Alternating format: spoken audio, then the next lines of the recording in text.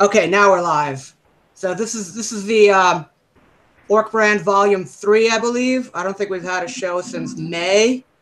And nobody watches this anyway. I have like 10 views. So, whatever. Anything goes.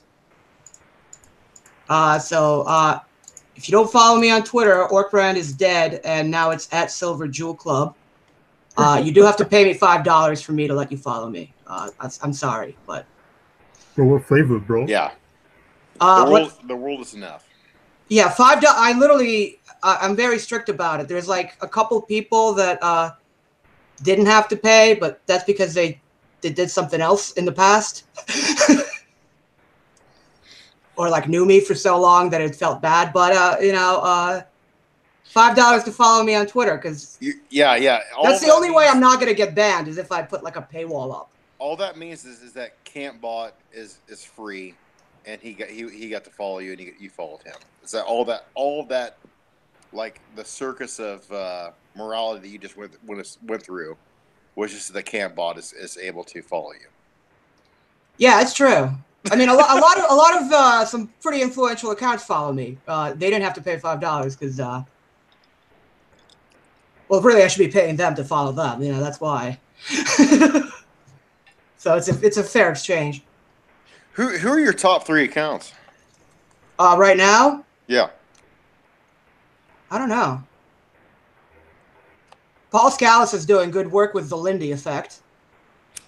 The Lindy posting has been taken off like crazy. I think that's great. Carlson, but he just got suspended. The big dog. Of course. I don't know. He's probably going to be back soon. Ridiculous. He got suspended. What did he get suspended over? I don't know, dude. I don't follow. I mean, like, so many reasons to suspend any one of these people. Yeah. Right, like half of my tweets are worthy of a ban in most forums anyway. So like tweet from today. I don't hate the Jews, but I know you can't trust them. And they might be trannies. Oh well. I mean, I think Puerto Ricans are the most likely to be tranny, or Mexicans. I think Mexicans are most likely to be gay. Yeah. I think statistically that's been shown. What blew my mind is the meetup that you missed. I didn't realize this at all, but Gus told me that Brokeback Mountain was about mestizos. And of course, Hollywood with their shit, made it about white guys. Which yeah. Wait, is it based on a book or something? It's the book. Yeah, the book. Yeah, it's a book. And the book. Of course, probably a woman wrote it. Yeah. Yeah. Yeah. I'm sure that if a woman wrote it, a man had to make it a book. Not to be a dickhead, but just true. Let's get real. Books are gay. Yeah. The best thing about not reading books is television. Like I always love these assholes. They're always like, the book's much better. It's like, no, actually the movie's better because it's like 2 hours and you're out. It's a less of a time investment. Like if you're reading a shitty book versus a shitty movie. But then, if you're reading a shitty book, I just stop like 20 pages in. I'm like, this is shitty, and I'm not going to finish it. See, you're smart. I'm not at all. I'm just a stupid meathead Chad. And I will read a book that is awful for so long. And I'll put it down. I'll go back to it, stuff like that. And most people would be like, that is the hallmarks of being a bad book. That book sucks. But me, I don't consciously even realize it at all. I keep on going back to it like a fucking dog with puke. Well, I'm not that smart because I might give up on a book early on because I'm illiterate, and then like I'll read through like thousands of pages of forum posts about some bullshit that like it just has no bearing whatsoever, has no literary value, nothing. I'll just sit there and watch people argue I'll engage in that for hours on end. So it's not like I think the trade-off there is I probably should just bother finishing the books rather than reading forums, but. That's our generation work. I mean, seriously, I don't know what it is about us, but I mean, a blog post. Fuck the blog post. I want to read the comments on the blog post for hours. Yeah, I don't read articles, but I always read the comments on the articles I don't read. And, you know, like, I feel like that is actually a better way of figuring out what's going on. Blog post. Yeah, yeah, it's true. I think in a possible way it is true, but it's also kind of about the drama, especially if it's a milquetoast fucking blog post, and then you get like just like bourgeoisie, upper middle class like opinions, which are always solid and gold. They're so telling and great. I love those, and then they fucking infight with each other. God, that's heaven to me. I love that. I'll read that more than I'll read fucking Dostoevsky. Yeah, I mean, yeah, reading books is difficult. You know what? You know what? You know why we get into all these stupid arguments and we read them? Is because they're written at a very low reading level by complete retards who write like they talk. It's like, this is what I mean, like no literary value whatsoever. We're just some dude saying shit. Like that's what I come there for. Like if I'm gonna read a newspaper article, that's some dude saying shit. But wait, there's more. There's more people saying shit under that article. They're saying way more in fewer words. Like you scroll down to the bottom of the comment, it's like, oh, so the headline is bullshit. Like the first comment, like, oh, thanks. I'm glad I only read the headline in this. Like, okay, fake news. I don't have to read it.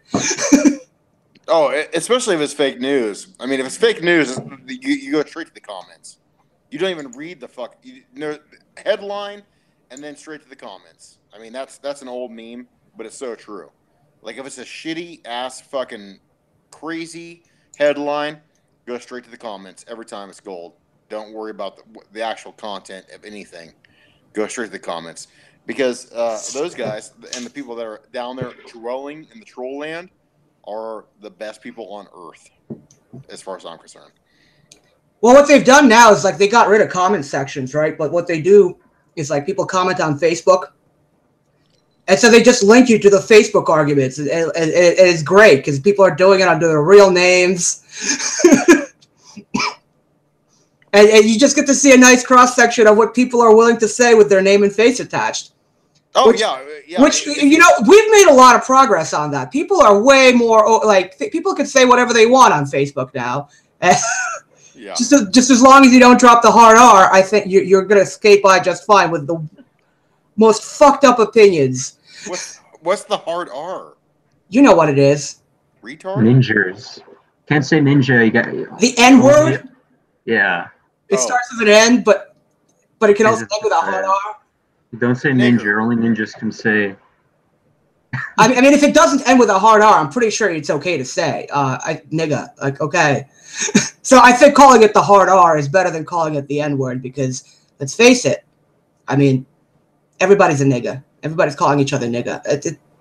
It's not racist. It's just another way of saying dude. So the hard R is the racist word.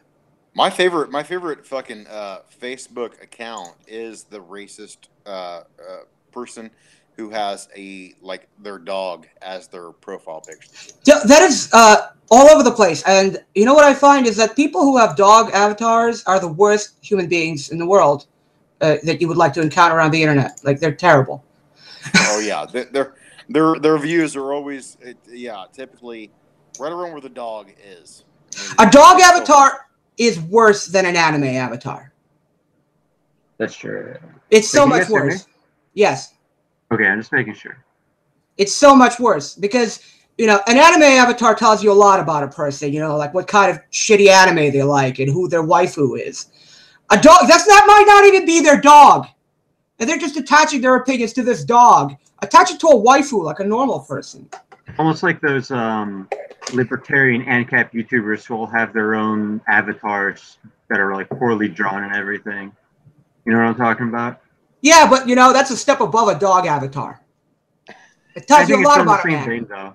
It's you know, like with like trans people, and they have like a cute girl, like a drawn, like cute normal looking girl as their avatar, and then you look at them in real life, and it's like, which one is the caricature of what? Like who is the impressionist work of art here?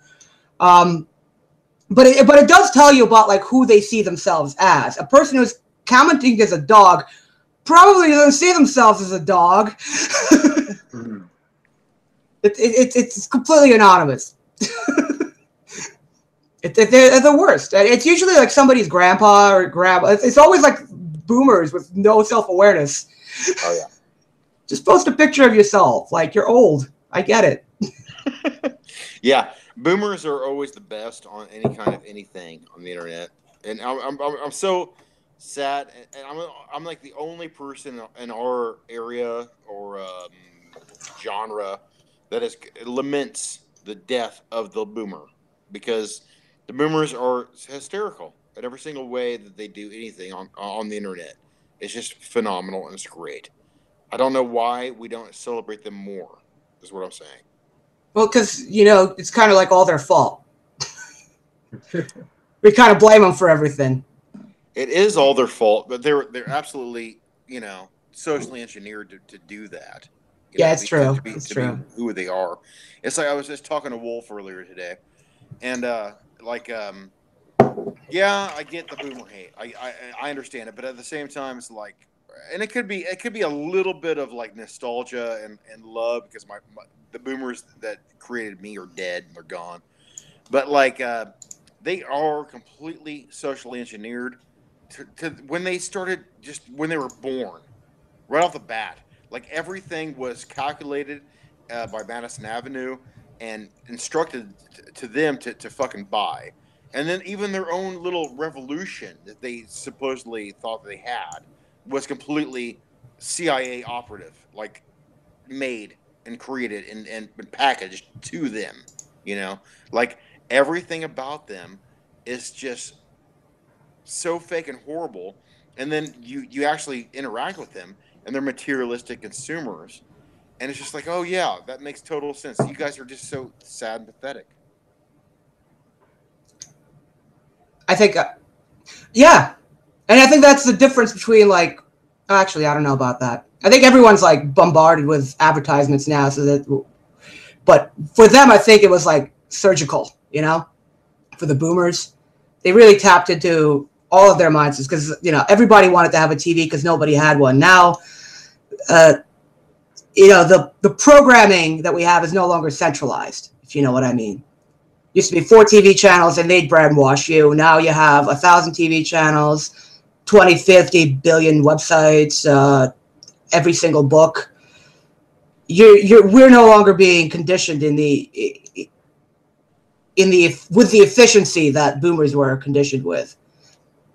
And as Shaun says, I guess we're breaking the conditioning. I guess that's the more succinct way to say it. I hope so. I really hope so. I'm not, when you get into the matrix, which is our fucking existence, you kind of wonder if we're just, it's like I grew up in the 90s. I know you're a little bit younger, you know what I mean? But I look back, like I got in my... the 90s for me were a whole different thing. Right. Which we should talk about. But I got in my car like last week. And it was Pearl Jam was playing. It was like, I don't know, name a Pearl Jam song. It doesn't matter, And I was just like, oh, God, fuck that shit. I'm not going to listen to it. But when when it came out, it was like, oh, that was the greatest stuff on earth or whatever. But now I see this like a complete and total nihilistic implant that was basically the social media of the day was trying to make me feel like, like it was, you're supposed to be depressed. You're supposed to be optimistic. You're supposed to be in this a child of the abyss, And now I kind of realize it, but at the time I was totally socially engineered into that position.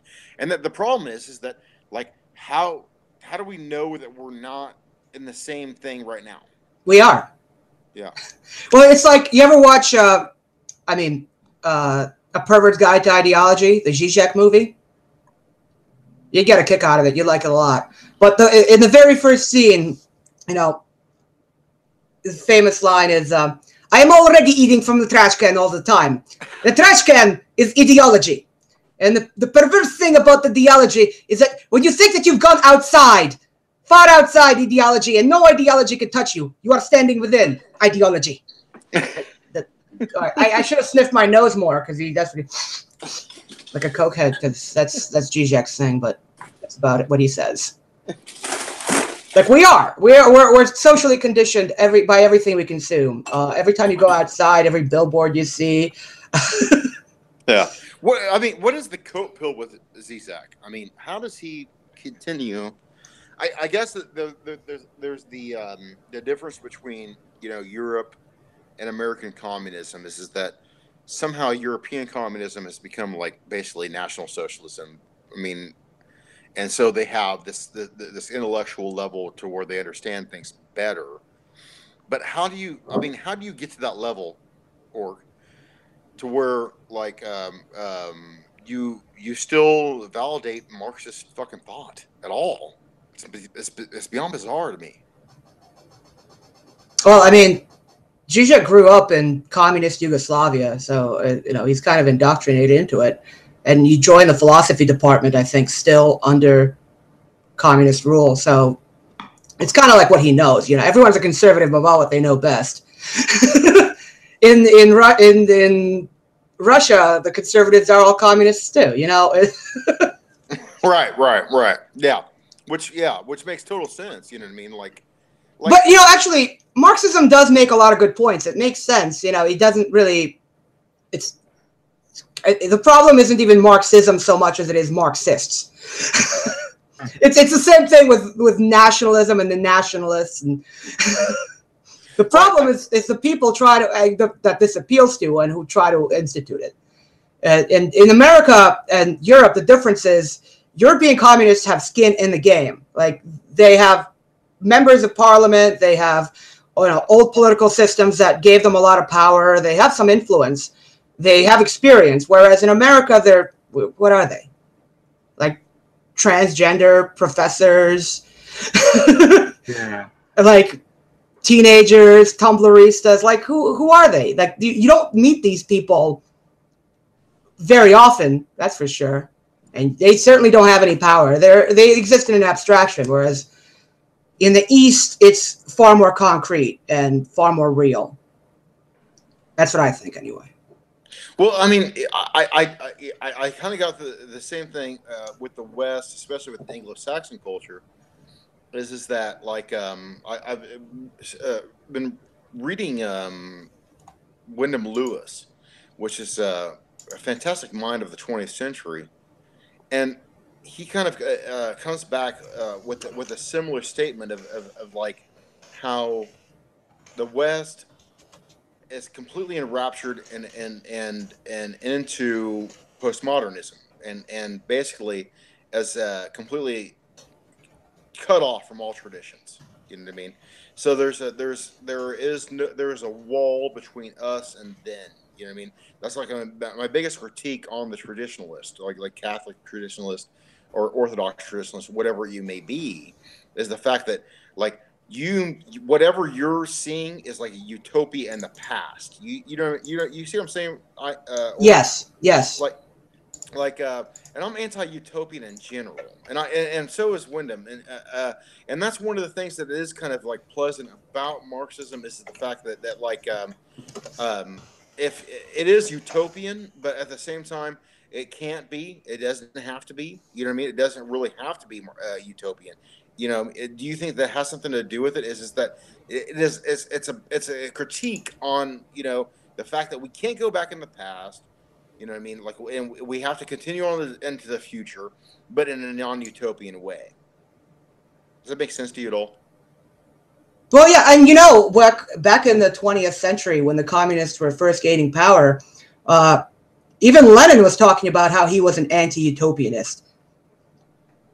This is like utopianism just isn't realistic. It's obviously. Yeah, it's a stupid bourgeoisie. It's like a post-product. But then again, at the same time, almost everyone who is trying to build a utopia is going to tell you that they're being realistic about it and they're not looking to build a utopia.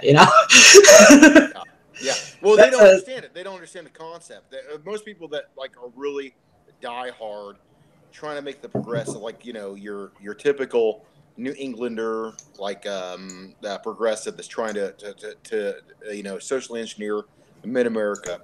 They can't verbally, their IQ isn't into that level to where they can actually verbalize what they're trying to do with America. You know what I mean? They just are just doing to do. You know what I mean? Because that's what they feel like they're trying to do. They don't. There's no self reflection on them, and that's why I always said it's like that's what I wish I had that faith in Christ, that these assholes have faith in the progressive ideal. Yeah. Imagine Because having faith in anything as much as those guys have faith in whatever decided they believe in. Yeah. Because that shit changes every time, but they're always 100% right about whatever they believe. Yeah. Oh yeah. Completely. Yeah. Hilarious. Completely.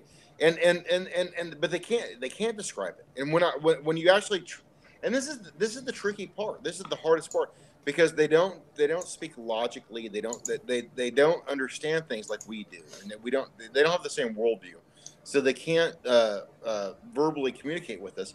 But if you can get them to understand what they're trying to do, you know what I mean? That's when there's kind of a light bulb that goes off around them, where they're like, "Holy shit, yeah, I'm kind of crazy." You know what I mean? Like, what I'm trying to do is kind of a nutty, insane thing. And that's what I can't understand about Zizek. Like why does doesn't that light bulb go off on him? That what he's trying to do is fucking insane. Like and not what he's trying to do, but what he believes in is just completely insane. Well, dude, I read some Zizek. I haven't read all that much. I haven't read a full book of his, but I was in his Zizek book club for a little while before they got sick of my shit. But my thing was Zizek doesn't actually make any goddamn sense. So right.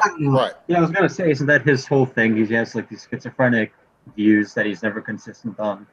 I don't really know anything about. It's not even. I mean, schizophrenic views is about right, but I don't even know if he's inconsistent. It's just it's a lot of the stuff he says. Like when you get into his deep philosophy, it's beyond me. I don't understand how this is applicable, useful, practical, or spiritually of any use. It's just like, this is rambling to me. So I never made any use of it. But the guy's is he has his shtick and it works. I mean, at this point, he's a media personality. He ran for president of Slovenia. I don't see why he would have to rebrand and say, like, well, Marxism doesn't work. He's already staked his. He's already so deep in this shit. Like, besides that, he's always in trouble for saying right wing and racist things because he's and that's, I would add that. But it's the same thing. We can point out, like, say, Phil Greaves. Phil Greaves on Twitter, the arch Leninist. He's always getting into trouble with the left too, because he's sticking to the party line, which is very different from the party line today. Like, communism does. I mean, I hate to defend it right now, but it does actually make sense to certain kinds of people, and it does make good arguments on a lot of things. But the problem is, like, who are the communists, and how are they going to institute communism? And that's when the whole thing falls apart. There's many good observations and critiques in Marxism, and using it as a lens is sometimes justifiable. So, from his point of view, I don't see why he would ever quit. Well, I get that at a certain level. I do, because I'm a kind of a recovering Union Democrat. Like my whole family was. No one went to church. You know what I mean? Like, even my great grandfather never went to church. They were Union men. You know what I mean? Like, that's they understood everything by the same kind of principles of kind of a socialistic ideal. Not really, it's a kind of American ideal of labor. But the problem always that kind of crept up and was obvious later on. Those things don't ever really seem to resonate with these people. But at the same time, you'll get people like Zizek that really do realize it and see it and talk about it openly. You know what I mean? And then they get a bunch of fucking trouble, just an insane amount of trouble for, like, confusing, you know what I mean? Like their current political climate with the actual text of it. You actually saw this with Bernie Sanders, of all people. You know what I mean? He was a kind of a classic, even pre-Kennedy, Union Democrat. And he would say things like, and even now even fucking now, I was just reading just recently, because the whole border wall is like a total possibility right now. And fucking yeah, that's amazing. And Bernie fucking Sanders is like behind it. He's all about it. And people are fucking pissed. Well, you got to understand that Vermont is they might vote for a socialist but they're socially not that. I don't know. Vermont's a weird state. Well, no, I'm telling you, man, it's not. It's not a weird state because it's just like I was saying earlier. A union labor mentality is totally Bernie Sanders. We talked about this before, bro. Oh yeah, unions, they have no reason to ever support immigration, like increasing immigration, anything except for immigration enforcement. There is no reason for a union ever to support, which is where the whole leftist thing falls apart. That's why it doesn't make sense to vote Democrat for any policies, because they're self-contradictory. The immigration thing makes them all fall apart. Yeah. And they are so opposed to, I mean, they didn't used to be. They used to have, Bill Clinton was the first guy who wanted the wall. And George Bush was the guy who let all the Mexicans in and or Ronald Reagan gave him amnesty. George Bush just let them come in. So it's not like Democrats are always bad on immigration. They are now. And that is so, so are Republicans though. Right now they might say, oh, we want a wall, but they still want H-1Bs. They're not getting rid of those. I mean, it used to be Republicans were the immigration party. Oh, yeah. It's just total pragmatism. I mean, it's like, how can you be an environmental conservative? Really interested in the environment, which most liberals are. They really are, and for a good cause. I think the right has more of a holistic view of it, of course. Especially our. You mean like conservationist? Yeah, I mean, environmentalists aren't conservationists. I think there's a big break between those two. They're ideologically different. Yeah, but conservationism would be the conservative argument for, environmental upkeep, whereas environmentalism is just a cult about how global warming is going to kill us all. Right. Exactly. That's exactly what I'm saying. It's like, how can you say there's no borders, unlimited people coming in here, and still at the same time trying to say that you're going to try to conserve the environment? You know what I mean? Yeah. And how are you going to do it? You go to. It's like, well, they get mad at you for saying what? Go to those countries and look at how clean they are. Go, well, it doesn't mean they're going to not be clean here. It's and the amount of people that we're getting, everything's just going to be more expensive. For poor people, for traveling. I'm sorry, I'm trying to put together my thoughts. You're fine. So go ahead, say something else while I think about it for a second. What I'm trying to get at is the exact same thing you're trying to get at. It's just completely unnecessary for you to try to continue to preserve the environment, and then just influx, not even thousands. We're talking about millions and millions of people inside of that, inside of this country, to try to at the same time say, well, we also need to be concerned about the environment. It's like, no, that doesn't make any sense at all. Oh, here's another thing. When they talk about, you see this attitude among them, having children is bad because of overpopulation. But at the same time, if you tell them well, should we stop immigration? No, that's racist. Yeah.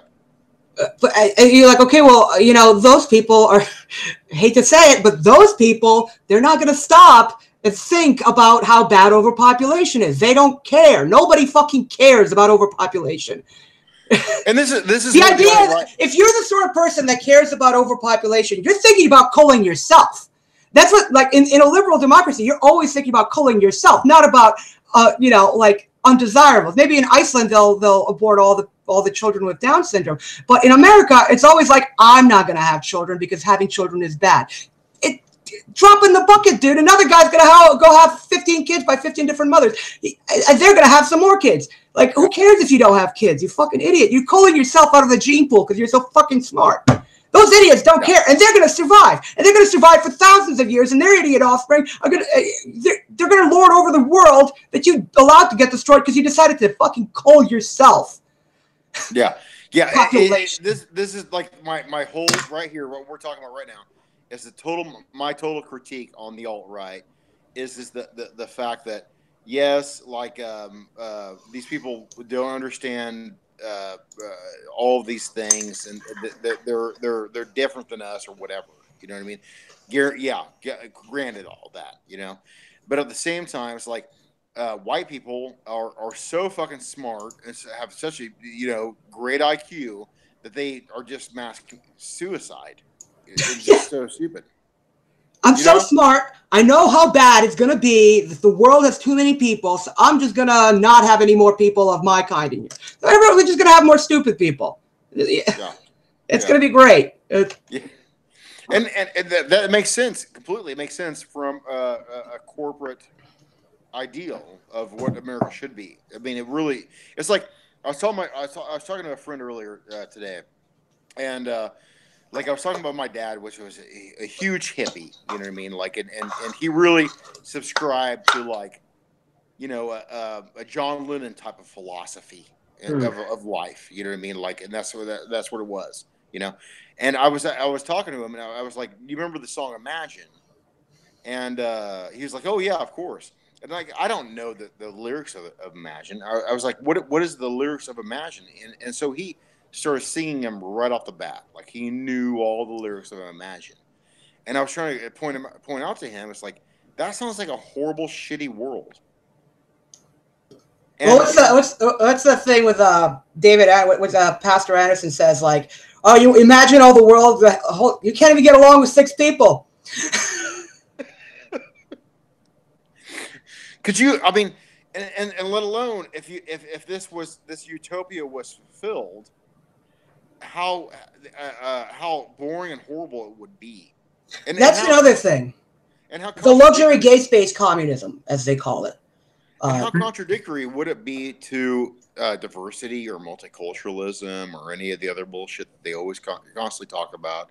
Like, diversity as a policy is also self-defeating because it's like, okay, well, go ahead and like have like mixed marriages, like Netflix is making. Normalizing, I suppose, because every Netflix show now has at least like 2 interracial couples. Yeah, it's very obvious. Even good shows, but it's destroying diversity. Like you're throwing all of these diverse groups of people into a place, and you're telling, and they have to behave a certain way that they don't behave at home. They have to get along with different people that they didn't behave with at home. They end up homogenizing. They end up interbreeding and turning into something completely different.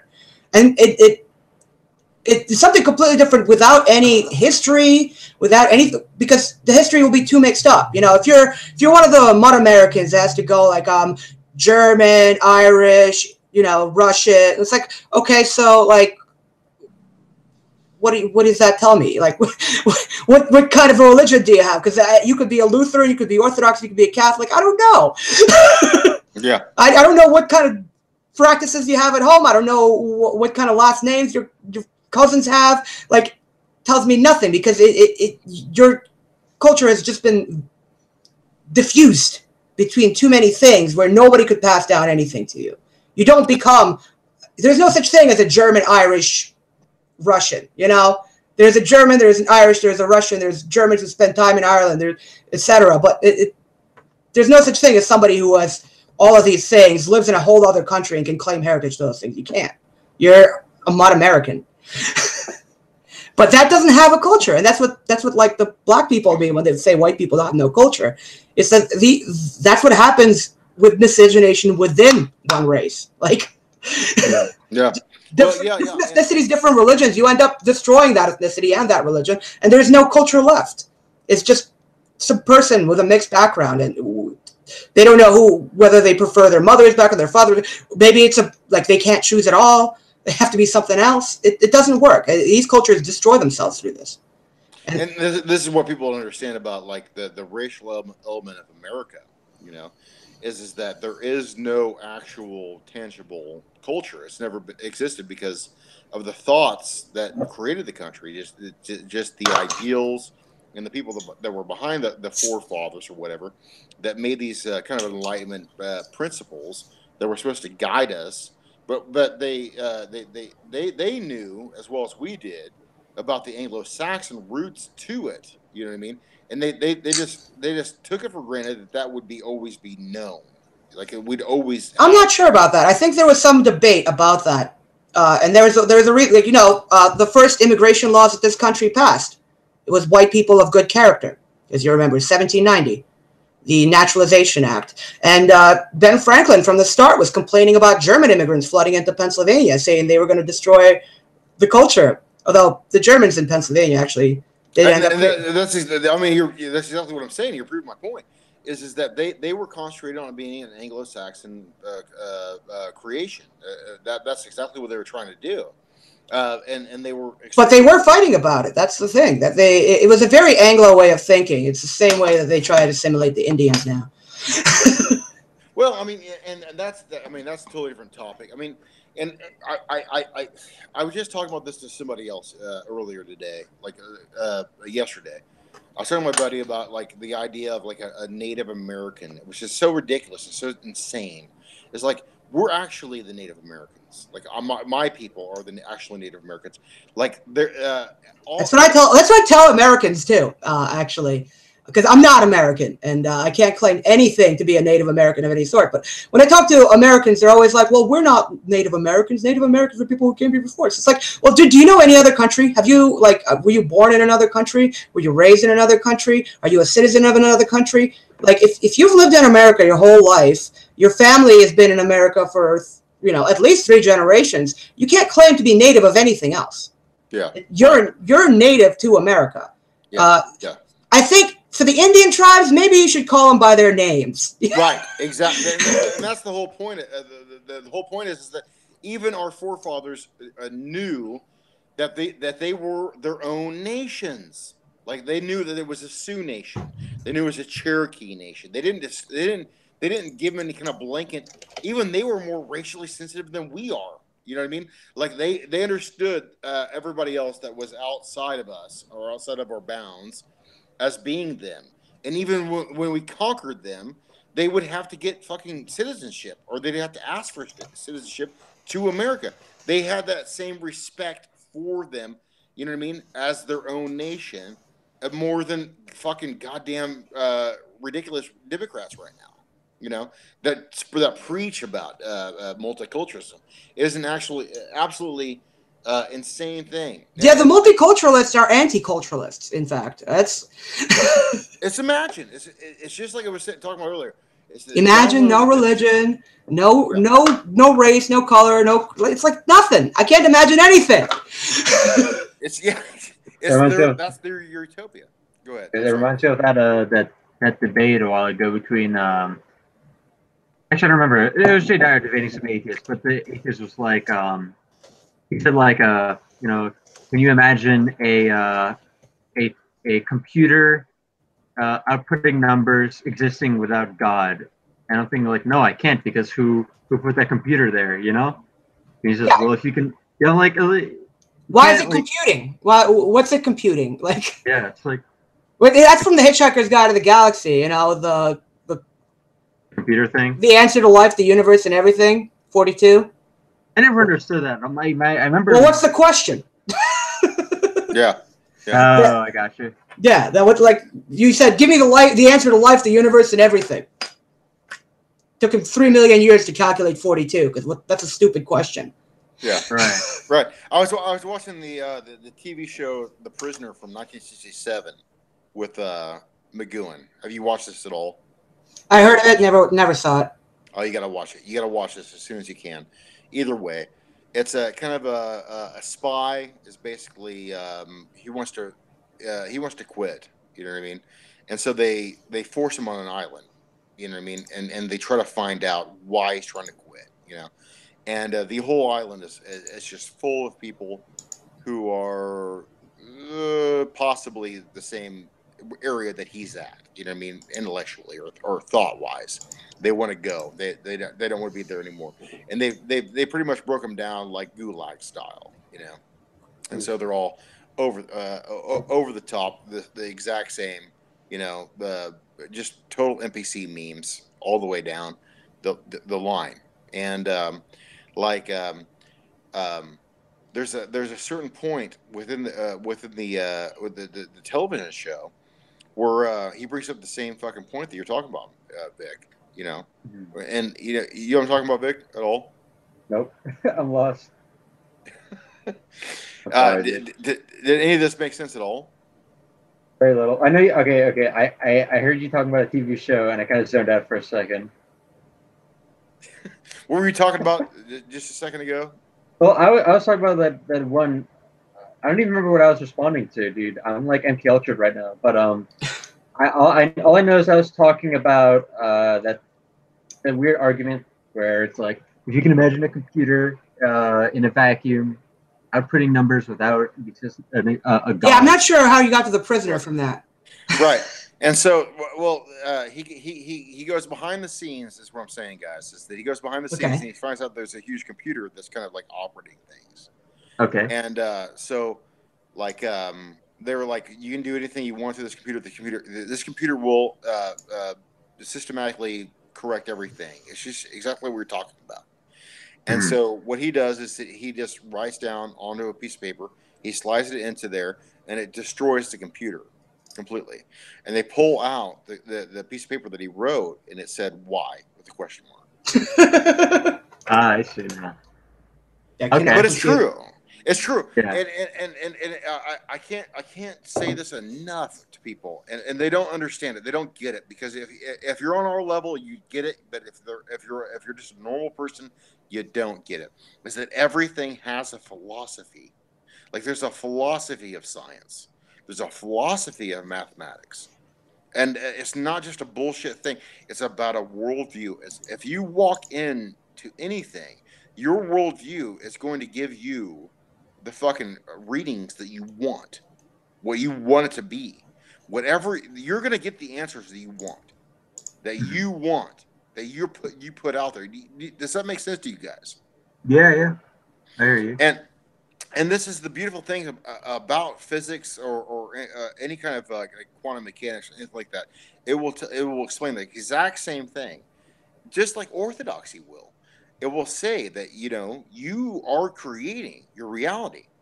You are your thoughts are determining the world that is around you. You will make that shit happen once you think of it, and you will. It is beyond the, and I really think that that's really what the whole West is struggling with right now. Revealed philosophy, I think, where it's something that that develops over time, like revealed preferences. Just your behavior is indicative of what you actually like rather than what you say you like. So, I'm sorry.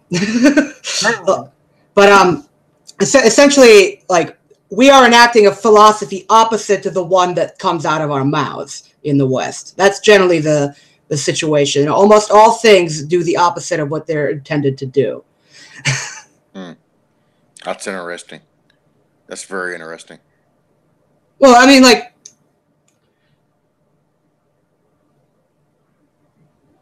I'm sorry. I used to I had all these examples lined up, but I forgot them all. It's not Facebook, dude. You don't have to have proofs. Just free flow. But like things that like designed to make your life easier end up making it harder. We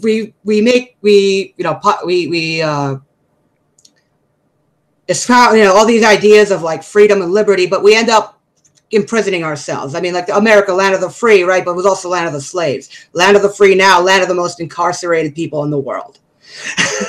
You know what I mean? Land of opportunity. If you're poor, you're fucked. Everything is what comes out of our mouths is almost always marketing that is hiding the opposite of what we're saying. That seems to be the tendency in the West, that almost everything is a euphemism. Everything is ironic. Everything is this is the essence of clown world. I guess what I'm trying to get at. Well, I'm going to caveat on that, man, and I have to do it. because it's true, is the fact that that is not the West. It's Anglo-Saxon culture. No, I think I think this is actually pandemic at this point. I think this is. Well, of course it is. Of course it is. I don't know if I don't know if I can even blame the Anglos for it. You know, I think they played a big role. But since hey, Ivan, since World War II, we have systematically destroyed all governments in the West and force-fed them through social engineering Americanism. I don't know if that's true for all the governments in the West. I mean, you don't see people in, for example, the Netherlands tend to be pretty critical of America and don't actually like them. That's been they're critical. People, governments in like Austria still have like their government that they had in their Nazi times. It's basically indistinguishable. Yeah. They have their stupid social criticism, but I mean, like revealed preference of their government is to support America. Being inside their souls. But I see what you're talking about too. In Russia, a lot of words are just English words. That's what I've been noticing now. Like I saw somebody on Twitter refer to somebody posted a Russian meme, and I'm looking at a word on it, and it's a meme. It's like the dominoes, like a lineup of dominoes, and dominoes are falling, and somebody put their hand on the dominoes don't fall, and like the dominoes over here is like suicide, and the dominoes over here, depression, and the hand is like just don't be sad. But it's in Russian. But the word that they use for suicide is literally the English word. It's suicide. Suicide. That's what it was written as. And I'm sitting there like trying to figure out what the fuck does this mean? What does this word mean? Because I know the word for suicide in Russian is samoubийство, which just literally means to kill yourself, like auto murder or auto homicide. Samoubийство. Suicide means the same thing in like Latin or something. I don't know. But they just wrote it out in Russian characters. Like, what? You have a perfectly good word. Use it. Why are you using this shitty word that's worse than the one that's like you have in your own language? Or the word for a businessman. You know the Russian word for businessman? Yes. Businessman. For real? Dude, I'm not kidding. Like business English is like that totally makes sense, Ivan.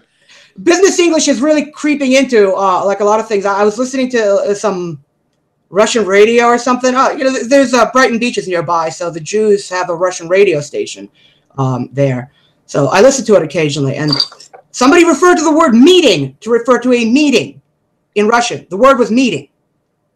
Like there's Russian words for that word for meeting, встречение, etc. But they just said meeting instead. Well, in a sentence of otherwise Russian. I'm telling you, bro. Okay, and I'm gonna go on a small rant here, and then you can fucking get back to you can dominate your own podcast. But what I'm telling you right now is that it's this simple, right? Like my last name is Moss. Okay, you know what I mean. So that's an actual tangible thing that you know from English language. It's a noun. Okay, you got it. You understand? Yeah. You're with me. Okay. Yeah, dude. I know. Like, you know this. It is from a very specific area called Northumbria, that is in the north of England. Okay, those people conquered the fucking world. All right, let that sink in. Okay, we conquered the fucking world. Yes, we did. We did. No matter what you want to say or what you want to think, we still do, and we still have. We've done it the same way we did it. We did everything, and then on top of that, now all of your business, all of your bullshit that you have to do internationally, it has to go through Americanese, which is exactly the same dialect of language that my ancestors spoke. Okay. Americanese. Yeah. Well, no. Well, not Americanese, but yeah. Northumbria. Or the dialect of Anglo-Saxon, the Northern Anglo-Saxons. All right. So I didn't realize this, man, until I read Alexander Dugin's book on Heidegger, of all things.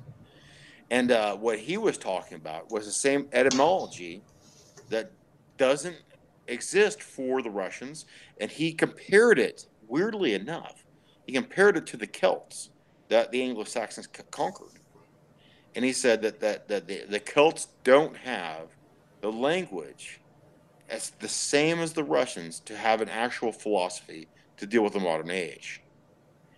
Because I think his point of view it's written unspecific, but I think his point of view was is that the orthodoxy, the same with the Celts or the Irish, the Welsh, that orthodoxy came in and created their own etymology. You know what I mean? There is no folk etymology. You know, as far as once the church came in and was involved with it. You know? That's true, actually. Yeah, a lot of Russian is Old Bulgarian, and Old Bulgarian was the basis for Glagolithic, which was later the basis for Cyrillic. And a lot of those symbols were made just to, I think, well, when we went to that church in Pennsylvania, and I got a book of Church Slavonic, all of those letters are named after words that a peasant would encounter in their life or in church. So all the letters were easy to memorize because they were associated with a specific word. Like they really constructed the East Slavic languages, or at least written languages, in the church. And so this is a total off topic subject, but I'll just put this out there for you guys, and you guys can study this or look at it as much as you want to. I don't have enough time to like really get into it. I wish I did. Okay, but the weird thing about the Anglo-Saxon culture was is that once I started reading things and I went back to see where the words came from, I could get certain Anglo-Saxon understandings of the word. You know what I mean? Like so, you know, being is an extremely like metaphysical ideal for Anglo-Saxons. You know what I mean? Or you know, you kind of get what I'm saying. Like there's certain words that are very obviously have like a lot of sacredness involved with them, right? Yeah. But there were certain words that came about in the English language that don't really fit and they don't make sense. So I'd go back and I would investigate on those. And it came with the Norman conquering the Anglo Saxons in England, and a lot of those had a lot of Platonic ideals inside of like when I was like searching for the etymology of object and subject. You know what I mean? And because especially because I'm really interested in Heidegger and orthodoxy, you know, of why the Western man has to divide himself from the world that he experiences. You know, he has to be outside of it, and he has to judge it and look at it and try to tame it or conquer it. You know what I mean? And like that did not exist for my people until you know the Normans conquered them and the papacy conquered them, and they introduced those languages, those words into a vocabulary. You get it? Yeah. You get how we're conquered by language? Oh, of course. Well, it is not a nation we inhabit, but a language, right? I was Yeah. thinking the exact same thing, dude. Yeah, I'm so glad Metal Gear Solid taught me some philosophy. I have to be right back. So, Shaun, if you want to take the show for another couple of minutes, you could go ahead. I'll be Yeah. right back. Yeah, Ivan's got to take a dump, so we're going to be just kind of talking a little bit. It's weird that Ivan has a picture of the North Korean president or prime minister or king. Our glorious leader. This is or just yeah, just the glorious leader, which is a glorious leader. I kind of like him. Is that wrong, Vic? I No, kind of I like. don't think he has a certain. I can't quite put my finger on it, but he has a certain quality to him. You know, just It's the his way he haircut. presents himself. Yes, the haircut, the uniform too. Yeah, the uniform's fantastic. It's fitting. He's a little bit Mhm. obese. I kind of wish he was a little skinnier, you know. But I'm sure that he's probably trying to show that you know North Korea is not starving to death, and Yeah. that we're all fat in North Korea because we We just eat. so much food, and we can eat whatever we want to. There's just buffalo wings and fries just constantly in North Korea. You know, a weird thing I heard about North Korea, Vic, is Yeah. that like people try to escape from North Korea all the time, and fucking they so the Chinese will capture them and make them like slaves, right? Which this could be like a total CIA meme. I don't know. I just read about this, so I mean, take it as you will, Yeah. and and they'll take these North Korean women and they'll just make them like sex slaves. Oh man. How bizarre is that, right? Yeah. I It's was like fishing not. around. I was fishing around the internet, Vic, the other day. I was looking up some kind of a. I talked to you about this in the chat a little bit, and I was like fishing around for a again language type of shit, etymology. Like I was like, Mm. what does this word mean? And for some reason, it brought up like a horror film from like 1972, and had like the classic horror guy that was there. Right. And then you know how Google does it, because Google's super smart and we're super retarded. We don't know what we're talking about. So it brings up an example of like there's other people that have actually looked this up too, and they looked up like the same thing. They looked up these people, and they give you a little example of other people that other people looked up. You know what I'm talking about at all? I'm keeping up. Uh, yeah. Just keep going. So like you can like see like there's like several people. Okay, there's like 20 other people that people looked up at the same time. And so Mm. like I was kind of interested, and I was like looking at it. I was like, this is kind of a weird uh genre of people that people would look up. It's kind of bizarre, and I'm always like kind of attracted to the black and white pictures. Like Yeah. okay, if it's black and white, that means it's fucking old, and it's kind of truthfulness, and it's kind of weird. So I'm gonna Mm. click on those people, especially if I don't understand their names. I'm just gonna like total rabbit hole Wikipedia shit, where you just keep Right. on you're like kind of click on that shit. And I clicked on this, and it was this girl from Indianapolis. And it's one of those things that you read, and I feel bad to tell you this. It is like, I feel so bad that you have to hear this right now. Okay. Oh That man. you Lay have it to, on me, bro. you have to be subjected to it. You have to bear this burden. Okay. This young girl, she was raised by carnival performers. This is not a fucking joke, man. Not a The joke at all. Like 19, cannibals?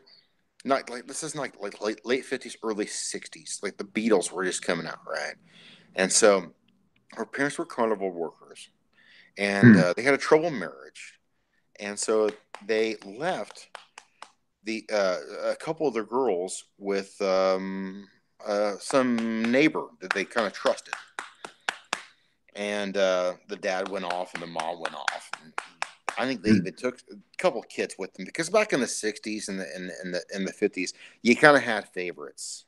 And there Right. were some Yeah. kids that, yeah, some kids that they're just fucked. And so this girl kind of grew up with this woman, and she did not like her. Yes, guess what? That's a shocker to you, right? Did not Yeah. like her at all. And she had a whole family that lived with her, and they just like to torture her.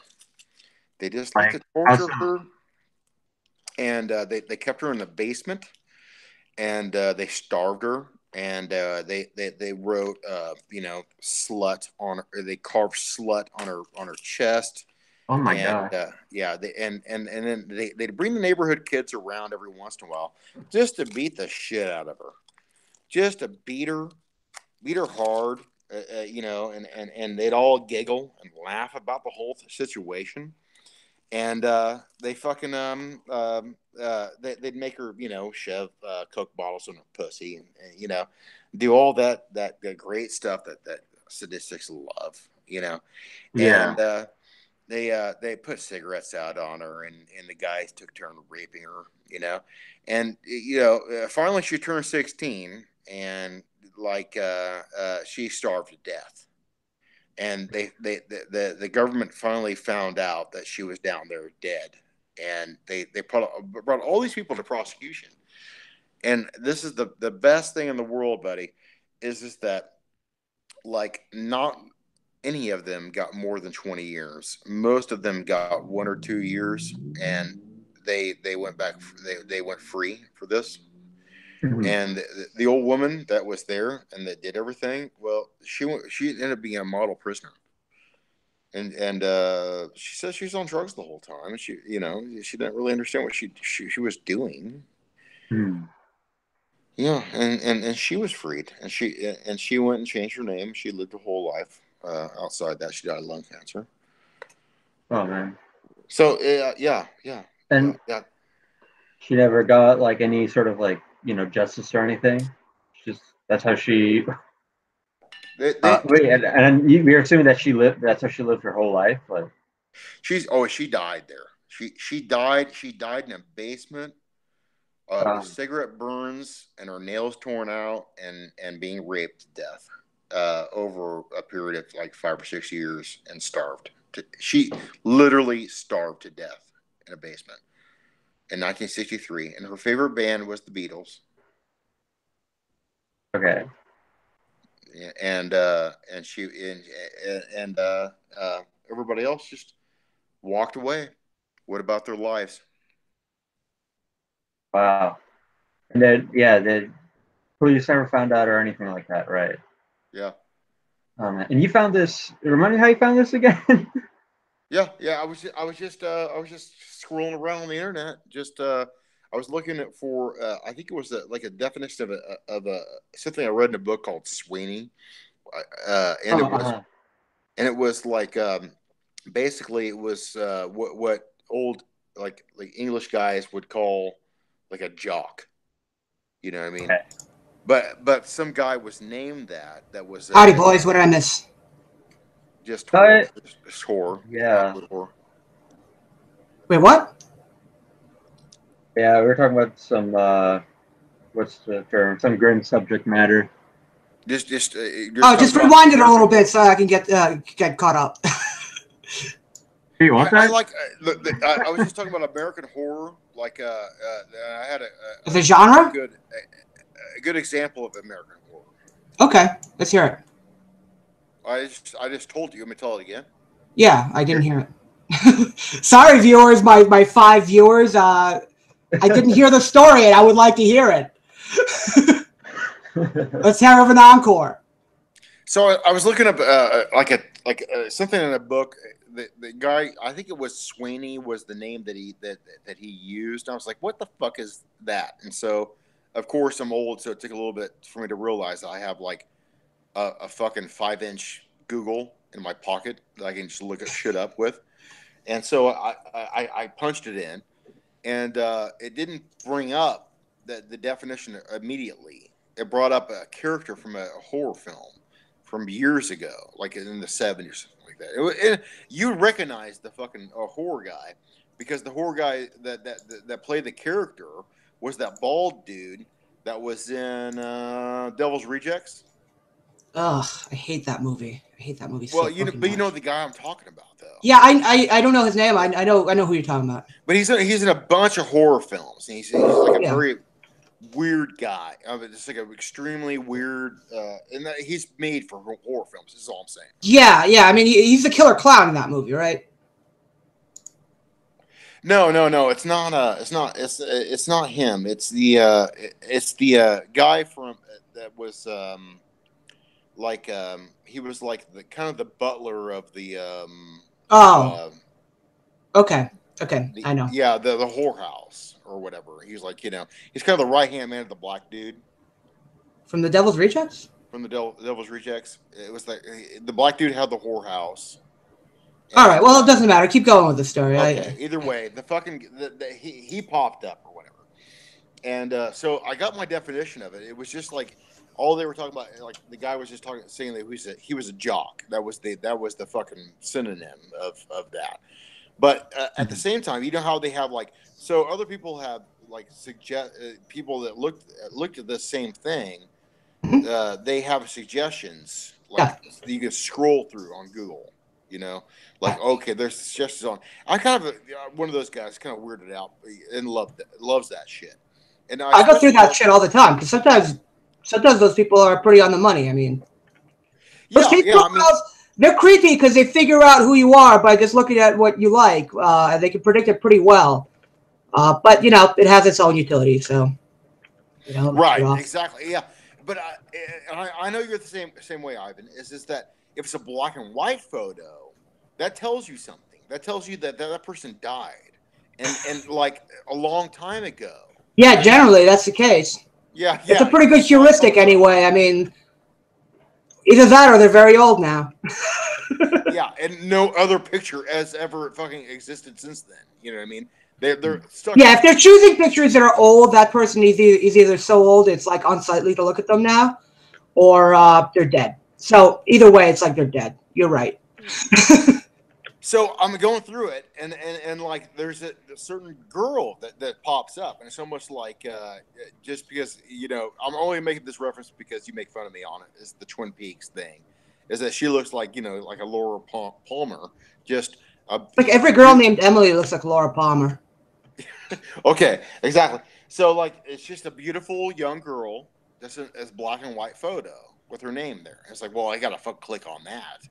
Was that wait? Is this a book or actress? No, this is just a person. This person actually existed, and she has. And I had no idea. I was expecting anything. I didn't know what this would lead me to. It was a rabbit hole, a complete rabbit hole.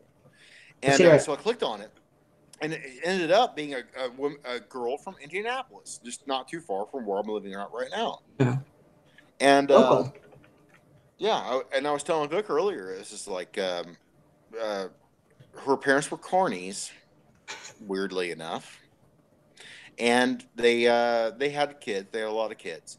They had a lot of troubles, of course, because carnies have trouble. Yeah, they're gypsies, dude. They're gypsies. That's all it is. Gypsies are always poor. But these people were kind of white, very white. Yeah, but you're living the gypsy life when you're a carny. You're a gypsy. The gypsy lifestyle, absolutely. They live in the gypsy lifestyle, which is a fucking, to the 5 people that are listening to us right now. This is a extreme example of 3. Nobody's listening to us, dude. You can say whatever you want. Lifestyle. So they decide they can't take care of all of these kids. They leave some of the girls with a neighbor that they think is very sweet, a good woman. You know what I mean? And so she goes and has lived and kind of raised with them when she's 13 or 14 years old, and she's a little bit rebellious as far as the carnies are concerned, the family's concerned, and she goes there and lives with them, and her new mom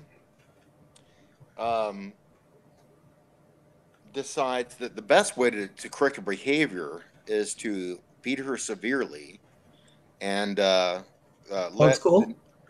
the neighborhood kids come and watch her do it, and all the kids to participate in it.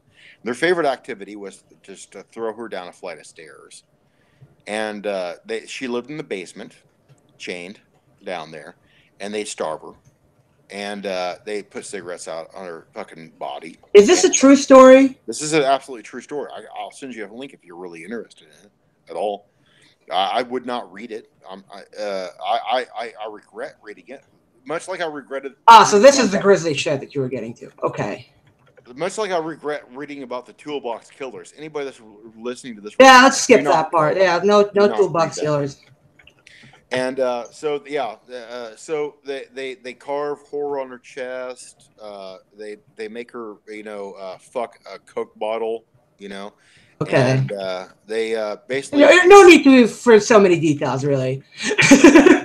And so they starve. I got the point is that they starve her to death. They starve her to death in the basement, and finally government comes there, and they find her down there in the basement, starved to death. And they arrest everybody there, and they put them on trial.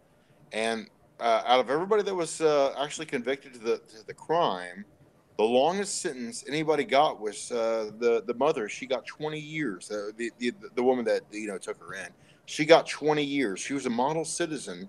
She was a model inmate. And she got out, and she said, "Well, I was on drugs. I didn't really know what I was doing." But typical excuse. the guys that raped her constantly, and all the other children that just beat the shit out of her constantly, they got like 1 or 2 years in like juvenile detention centers. You should expect that. I mean, the person who was most responsible was the mother. That would be my my quasi-legal opinion. She was on drugs, buddy. She was on drugs. That's a load of horse shit. You have a charge of a kid. It's not an excuse to let like the entire neighborhood rape her. Like, come on.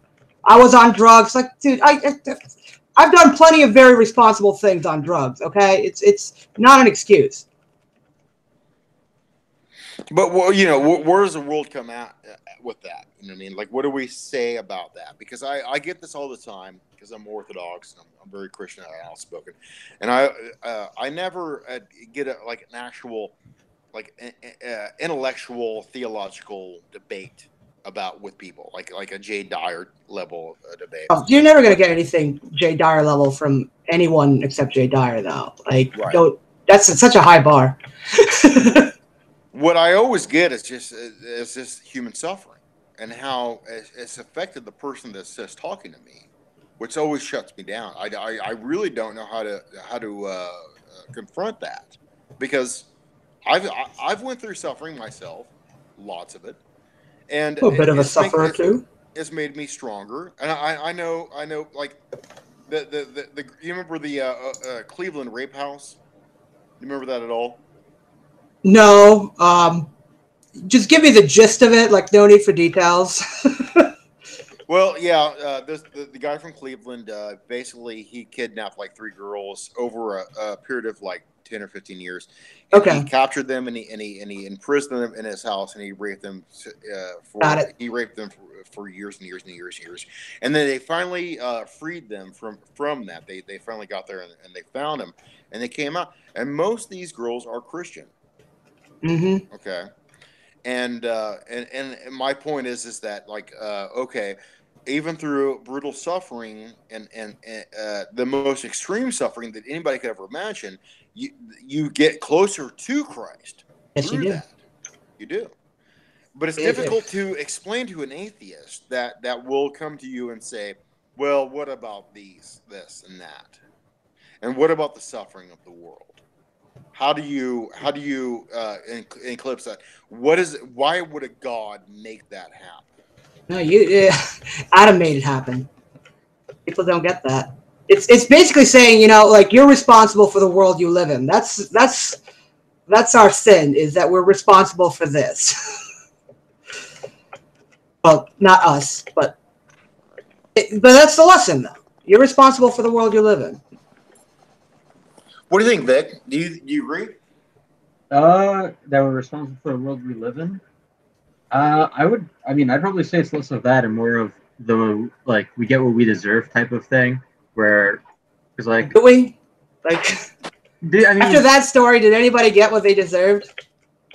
Well, they're gonna. Let's put it that way. Like, the victim never gets what they deserve. Maybe not in this world. Yeah. But I don't know, like, cause like that whole sentiment is like, well, what could I do to, like, because I could do like little things that could like that's the joke. Like, you mostly can't do anything about it, and that's why we should get over it. Exactly. Like, it sucks when you hear something bad happen to people.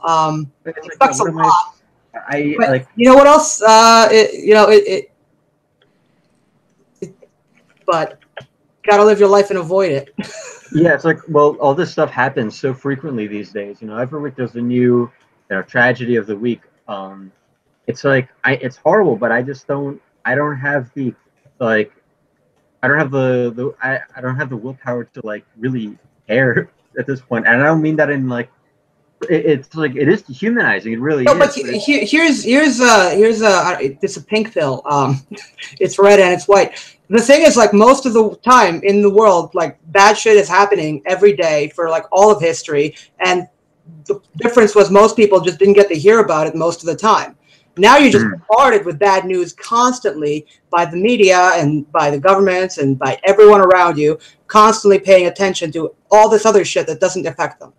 And it creates like paranoia, delusions, all sorts of crazy shit. And when you're not actually supposed to care about all the suffering in the world. You cannot possibly care about all of that. That's when people like what you're saying. Like when people. Okay, sorry. I'm sorry. No, go ahead. I was just gonna say that when people get into that state of constant, fear, delusion, like, oh, what if I'm next or something, they become much easier to control and manipulate. Exactly. And all that stuff. Well, it not to sound like a boomer and all that, but with the Benjamin Franklin quote about temporary security and permanent liberty for eternal for the quote. I really don't. Person who gives up their liberty for temporary security deserves neither security nor liberty. That's the one. Wait, I know that quote. yeah, that's the one. Sorry, I couldn't say it right. It's the Adderall.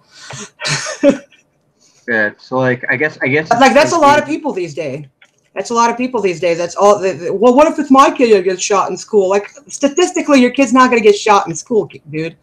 He's going to get shot in the street by a black person. I mean, are you going to talk to your kid? No, you're going to freak out about school shootings. That weird kid at your school is going to shoot you, man. If you there's nothing you can do about it. Except write to Congress and tell them to ban guns. Like, are you kidding me, dude? Isn't that the most pathetic thing in the world? It really is. Why don't you just arm teachers? Isn't that easier? Dude, I don't want those people armed. Me neither. I'm talking like, I agree with you, but I'm saying in a more not perfect world, but slightly closer to perfect. It would make sense to arm the teachers, right? I mean. It would make sense that teachers didn't have to be armed because society was safe enough for them to not have to worry about it. But that's clearly impossible at the moment. Yeah, we're not a high trust society by any means. Not that we couldn't be, but we're not there. It's not where we're at. Yeah. That's not where we are, or apparently where we're going. This is where, like, again, I always say that the left and the right kind of overlap is the fact that teachers are the problem, and schools are the problem. Like, I don't know if the left overlaps with teachers being the problem. I think they have like a cult of the school teacher. Oh yeah, well, of course they I think you would know. You were a teacher. Yeah, this is the contradictions that we were talking about earlier with the left. Is that everything that they rebelled against, now all of a sudden it's fucking fine. It's fantastic. It's great. Like school sucks, but wait, no, it's great actually. Yeah. Russians are not the enemy. You're crazy, or you're an insane person to think that. That there's a Russian influence in America. You're right. When there actually was, and now there isn't, and now they're like it's everywhere. Mm-hmm. Yeah. This is the absolute insanity of the left, and I will say that the school system in general, that just keep on topic right now, is absolutely detrimental to every kid that's out there. If you're listening to this right now, do not drop out of school. Drop out of school. Drop out of school. Yeah, do not go. Don't do it. And go to college if it's free, but drop out of school if school's free. Drop out mentally. No, get the degree. Wait, get the degree, but drop out mentally. That shit doesn't matter. Yeah, right. Exactly. Yeah. Yes, exactly. Drop out mentally. Yeah. Because I mean, if you play your you still have to push all the check marks. Don't ruin your life because some asshole told you to. Still go to college, but check out. Yeah. Spiritually check totally out. Totally critical. Going in there and actually challenge these motherfuckers. Don't recommend doing that in class. I really don't recommend doing that in class. You're right, because they will punish you. They will. These fucking assholes. Whoever they are, it could be other students. It's not necessarily professors. It's just people are fucked up right now. So it's just Well, You're better off just get your grade and get out. I know college professors, they will punish you by your grades. It doesn't matter if you had a great fucking essay. Well, I'm in law school where we're graded anonymously, so that's not so much of a worry. and that's because they're zealots, really. And you know, I don't remember who said the quote. I have all these quotes in my brain, but I can't remember who said them. But it's like I think it was Chesterton, but he says like there are two types of people in this world: those who follow a religion and know it, and those who follow a religion and don't know it.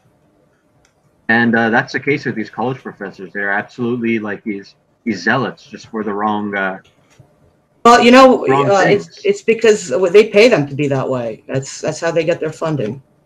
Mm-hmm. Yeah. There's millions, there's trillions of fucking dollars involved with these college campuses, and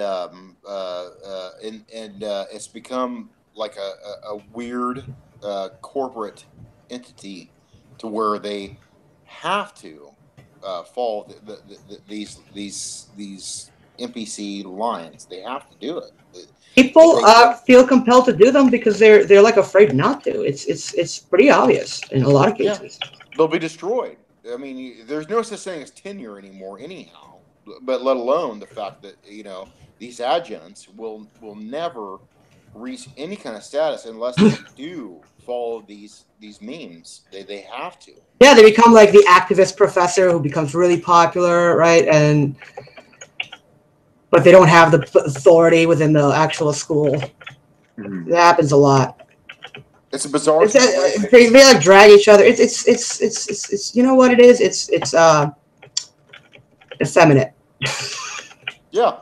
It's a lack of frankness and honesty that's destroying our society. Recently, I was because I'm Orthodox, of course. Like I'm like introduced to a bunch of St. Nicholas memes at this time. You know what I mean, of the nativity, and I don't want to underscore the Santa Claus like ideal. Like I'm not. That's not the hill I'm going to die on. You know what I mean? Like that has to be St. Nicholas or whatever. It's not fucking. It's unproductive. Either way, my whole point is that I was reading about St. Nicholas, and it was talking about him like going to a governor of a state, and he was just calling him out about how stupid he is and how how ridiculous what he was doing, and he was literally threatened with death. You know what I mean? And he was like, "Okay, fucking kill me." Yeah, this sounds like my Twitter account back when I had one. Yes, exactly. Exact same thing that we try to do, or that we are that. We have that same mentality. Fucking kill me. Do it.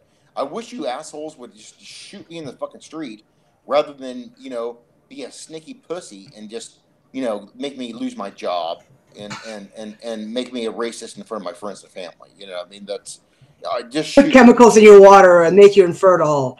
Yeah. Yeah. Make you put receipts.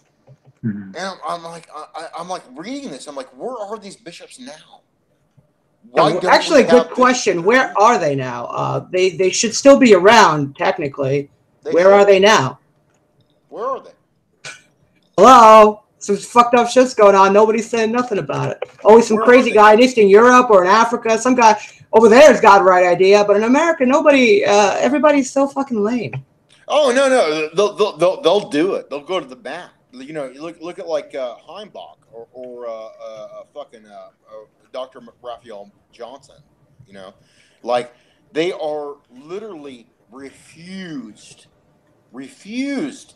the body and blood of Christ, the actual sacraments. And how much do you have to piss people off to get to that point? Like, yet, Ivan. They will let people that are pro-abortion and pro-gay have podcasts and speak for the Orthodox Church.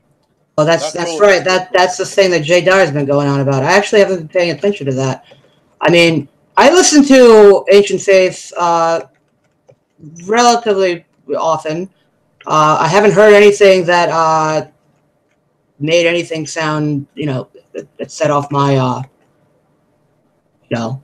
coincidence Alarm. detector. Yeah. So, could you elaborate a bit on that? I could. Yeah, what's the drama there? Fill me in, because So there's this woman who was she was somehow associated with Ancient Faith, and she was selling a book which had gay propaganda targeted towards children, because of course they always target children, and so something like, I think Jay said something, or someone said something, and then one of the priests who are part of the Ancient Faith crew said, like, he didn't allude to it directly, but he said, like, these ortho-bro, he retweeted someone who said these ortho-bro incels. I'm like, calling, okay, I remember that. I remember. So what? I'm like, anything? I'm like, what? And he made this whole statement where he refused to back down. And I told him as politely as I could. I said, Father, I think it would be more appropriate to address the concerns than, That's a fair thing to say, for yeah, sure. I hate when people just avoid the controversy and just like, well, I've not. Yeah. It was like, I think it would be with Jay Dyer. You got to do it. Oh yeah. Because that guy's not going to give up. We ran on for like 2 hours about that, man. But yeah, and I think he responded to me and he said, like, well, it's not my problem, it doesn't concern me. I'm like, dude, you directly involved yourself in it. It is your concern. I don't really care. The classic bullshit defense. Yeah.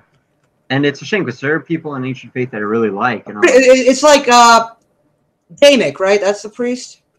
Yeah, that was the guy. I listened to his show, so it's like. And I would say most of the stuff on Ancient Faith is fairly solid. I don't listen too much of. I've not heard very much propaganda sounding stuff. In fact, I heard the opposite. Like they got Trenum on there, Josiah Trenum, right? Like, I think the most negative thing I could possibly say is, like, I feel like they put on the kitty gloves maybe a little too much. I think that's true, but at the same time, I think it's also kind of like marketing, and marketing in this context is kind of like evangelism, so it's actually kind of like a good thing. So, like, yeah, that's just my own. Like, I get the strategy there. The kid gloves are for when you're broaching a topic like religion and you're talking about like old school Christianity, people might need to get from Russia or Syria or Greece, like strange places. You kind of want to put on some kid gloves. You don't want to. That's true. Like if you go full like Seraphim Rose on people very quickly, it doesn't. Yeah, I mean, Seraphim Rose understood this too. I mean, I'm just talking about his lore. yeah, I got you.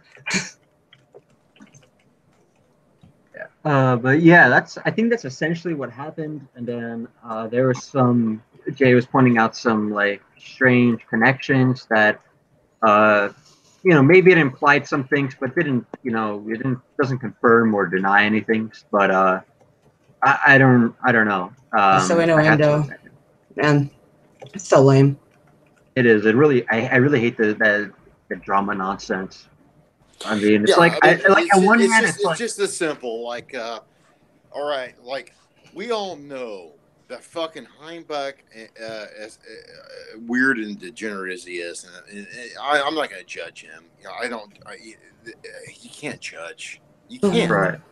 Right? You can't. I think you can you're a little bit of it. You're capable of it. And Raphael Johnson, he's a fucking genius. Okay. He's an absolute fucking genius. He knows what he's talking about, all right?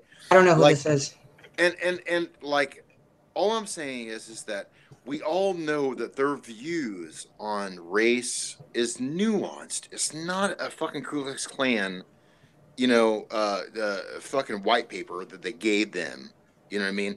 About, how niggers is just fucking inferior. You know what I mean? Like, it's nothing like that.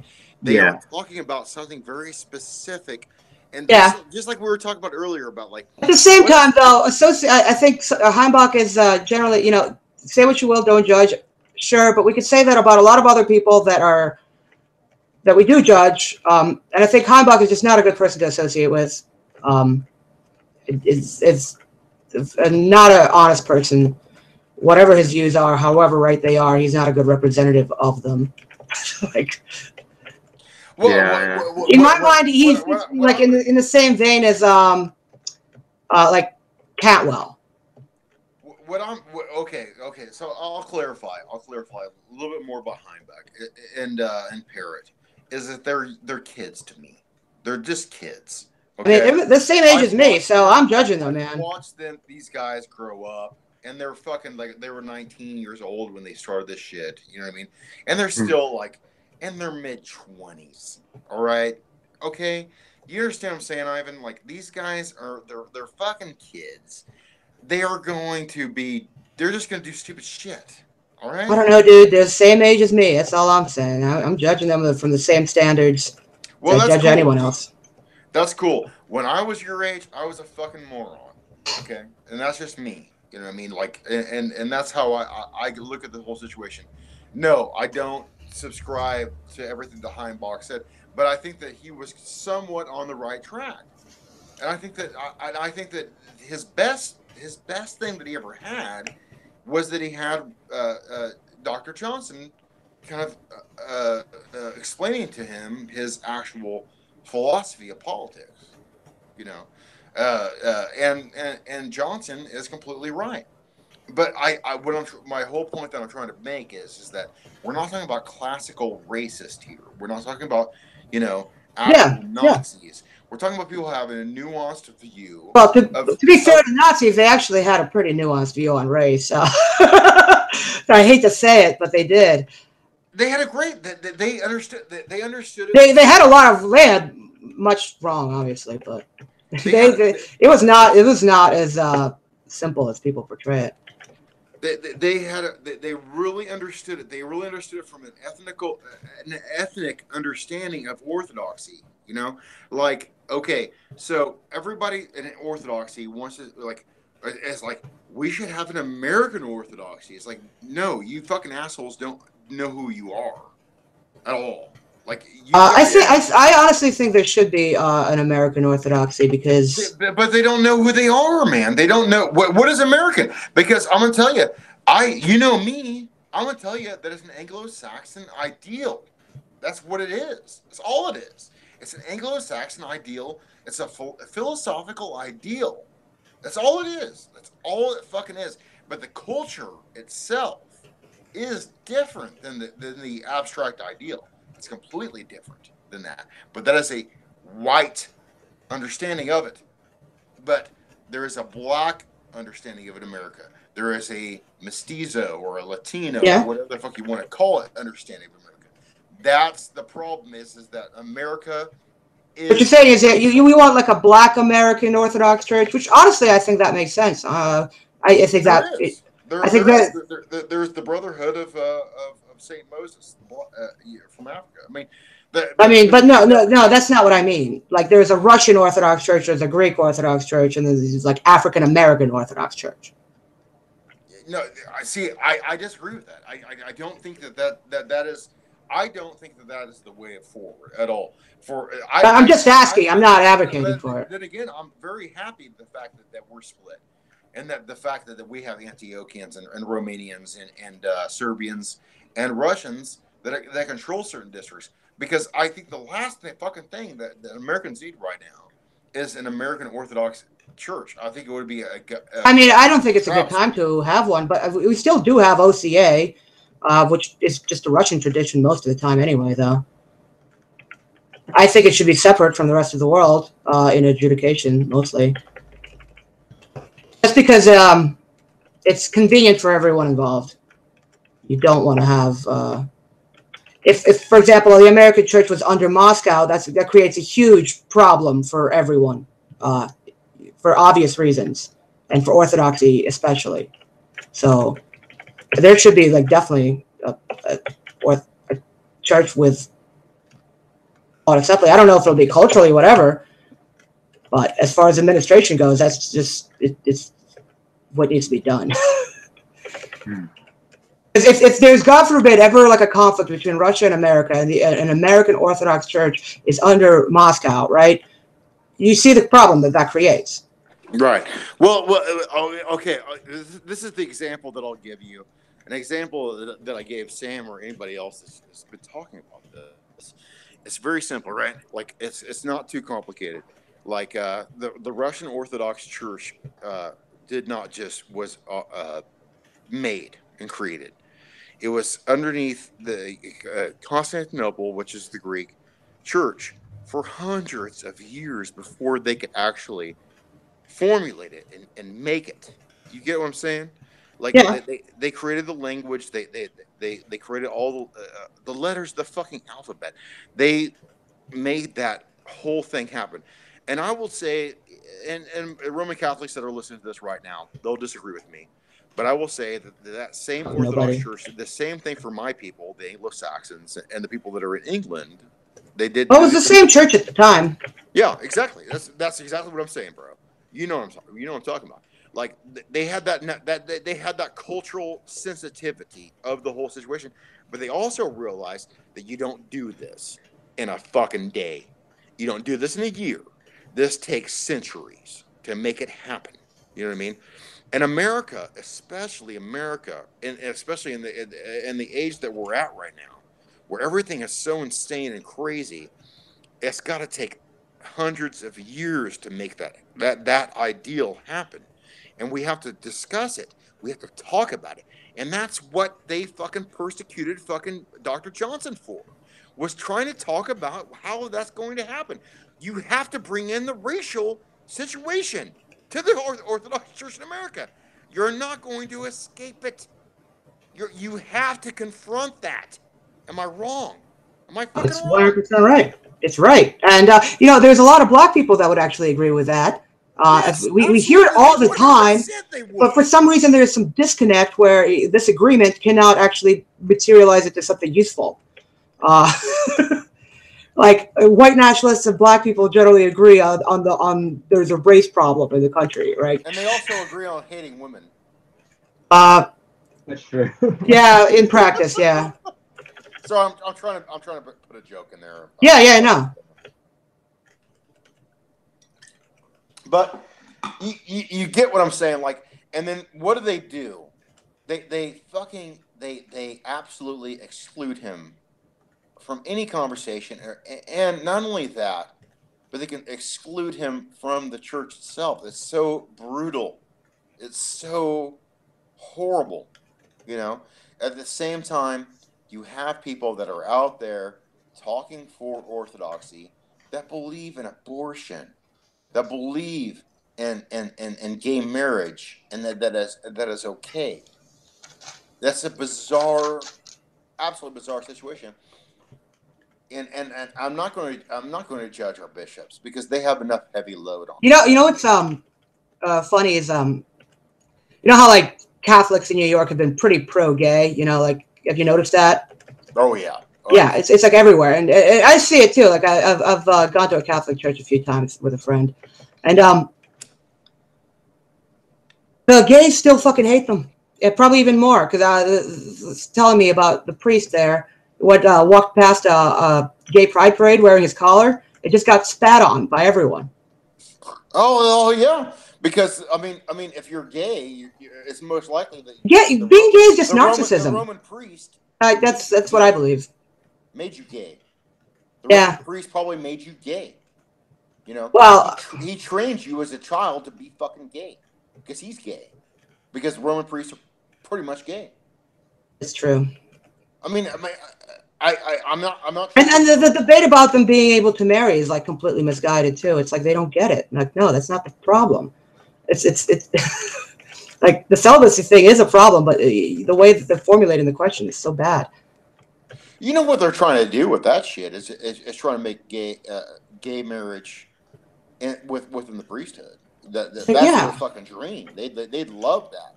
They'd love a couple of priests that are. Well, I don't know about like married. They as a general they. I think in general most Catholics don't want that, but the way that it's going right now with the upper levels and with upper levels of our society at that, yeah. They state enforced homosexuality. Yeah, people want to talk about the Jews and how the Jews. Yeah, it's not the fault of the Jews. The Jews they play into it because they want to profit from everything, but it's not their fault. But it was the fucking Roman Catholics. It was the Roman Catholics with their bizarre fucking weird. Well, I don't know if I'll blame the Catholics either, but I will completely. I mean, that's your right as an Anglo man. That's that's like the entire basis of your country right now. So because they fucking took a Hellenistic ideal philosophy and they made Christianity fit into that. They well, like Aristotle, right? Into that, and that's why they're suffering from that. And that's what the whole thing about the filioque is. That's what the whole all of our problems with the Roman Catholics. It has nothing to do with the Pope.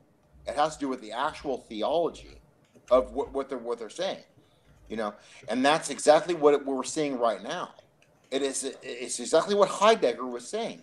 Is that you people are still in the Platonic ideal that a man is separated from nature and he has nothing to do with it and he has to conquer it, you know, instead of being with it and a part of it, a creature of it, if you will.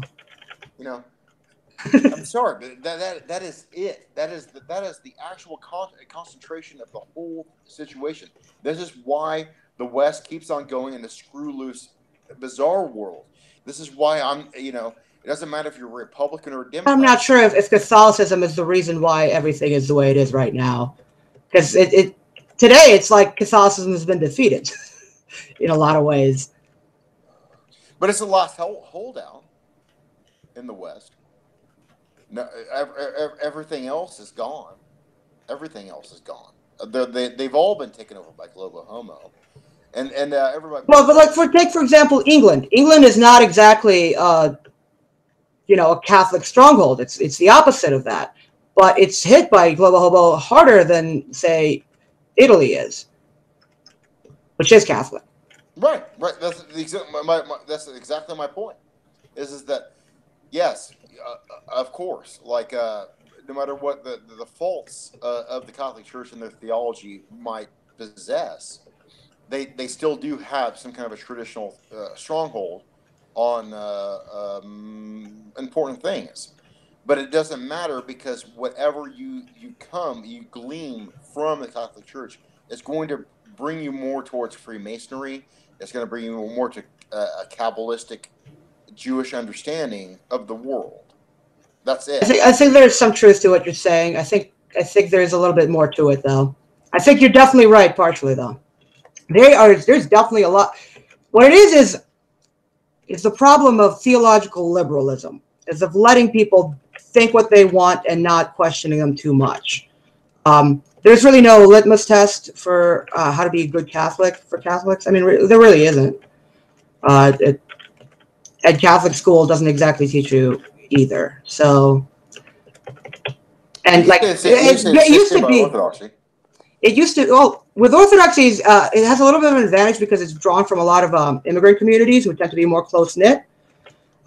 Basically, religion tends to fall apart in atomization. Atomization could be a weapon against religion, or maybe it's the other way around. See, I disagree with you completely because you come with like kind of a neo-reactionary point of view, which is kind of based on nominalism.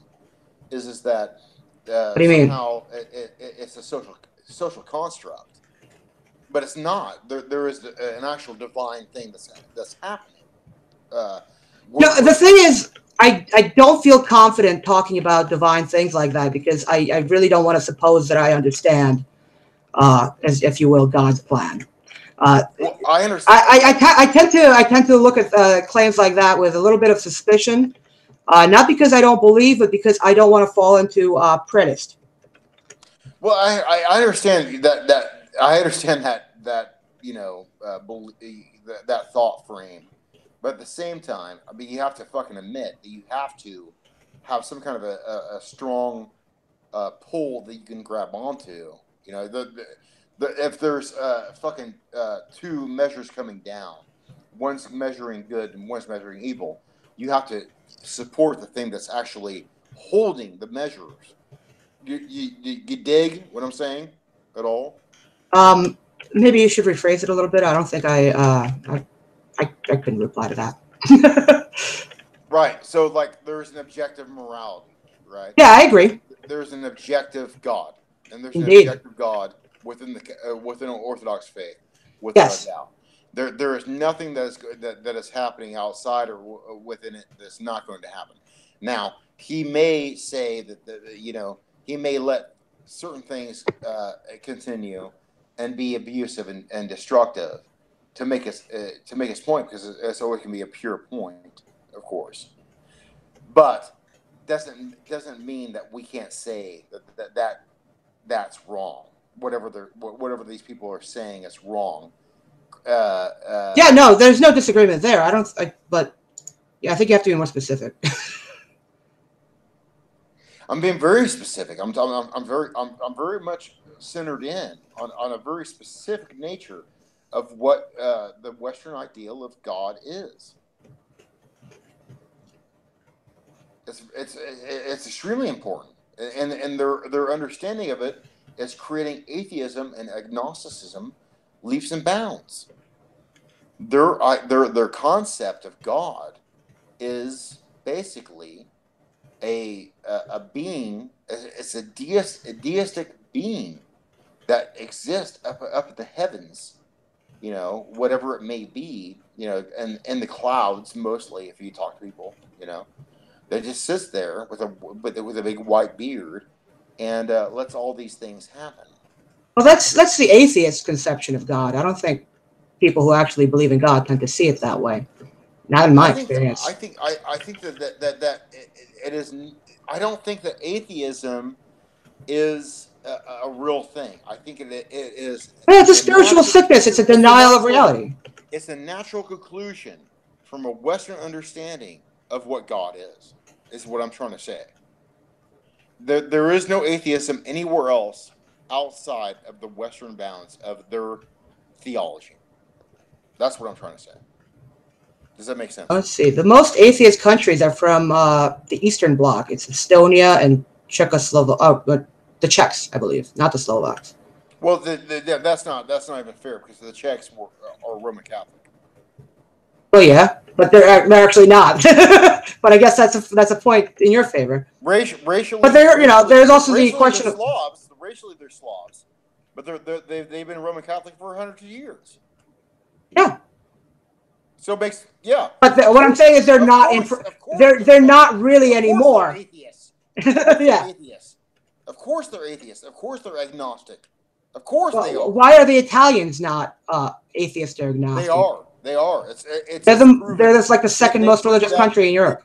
The goddamn ITIs will prove that with every single button of their fucking suits and every single of their mafia moves. They prove that there is no God, and the Pope of Rome is just a goddamn fucking. I mean, if you're saying that because Italians behave badly that they're not really religious or believe in God, well, okay, that's not a very fair criticism, because we all behave badly and still all believe in God. You're right. That's unfair. That is unfair. That I said that. It is absolutely unfair, without a doubt. But I will say that if you had thousands of years, 2,000 years of popes being mafiosos, you'll do the same thing. And, okay, well, Greece is the first most religious country, and it is Orthodox, but it's also a very corrupt country where there's a lot of organized crime. And its history was mostly similar to that. I mean, the Ottomans were not exactly like good people.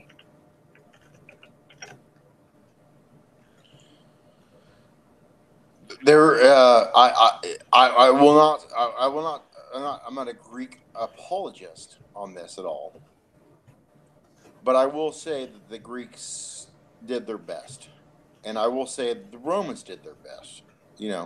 Everybody's trying to do their best to accept God. On a existential level. But there's some certain people that don't have the power to conceptualize it, and they're refused it. They won't let them happen for them. So you can bring up. I mean, that's the spiritual sickness of atheism. Yeah. I think it comes from less Catholicism and more from a general spirit of liberalism, because liberalism was also what led Catholicism to be what it is today, and Catholicism was not always as it is today. And but it generated the same sorts of values that, for the most part, and not in every culture, but that we want in Orthodoxy. And Orthodoxy has not always generated very honest or good people either. But for example, Russia, which at the time in 19th century was like the most religious country in the world. You know, like this was Holy Russia. Wait a second. Also, the first atheist state. Wait a second. Go back. Are you saying the 19th century Russia was Orthodox? Yeah. Not was that it what not? I read. Not anything that I've ever read. 19th century Russia? Yeah. It was, the king had to be Orthodox to be a king. It was completely corrupted by the spiritualism from the West. Okay, so at what point does a country cease being Orthodox? Even though it has Orthodox Church as its official church, almost everyone in the country is Orthodox. What? So, like, at what point? No, bro, none of them. There's never been, ever, from the existence of Christendom, has there ever been a actual Orthodox state. I mean, even St. John. I think you're using the word Orthodox in a way that it should be a different word, because like a good nobody's going to be like, we're living in a state of sin, so there's never going to be an Orthodox state. There's only yes, we're living in the same world that St. John Chrysostom lived in. We are. We're living in the exact same world. Okay, so you would say that the Byzantine Empire, when he lived, was not a Christian empire. It was probably the pinnacle and the most Christian empire. The most that you could possibly be.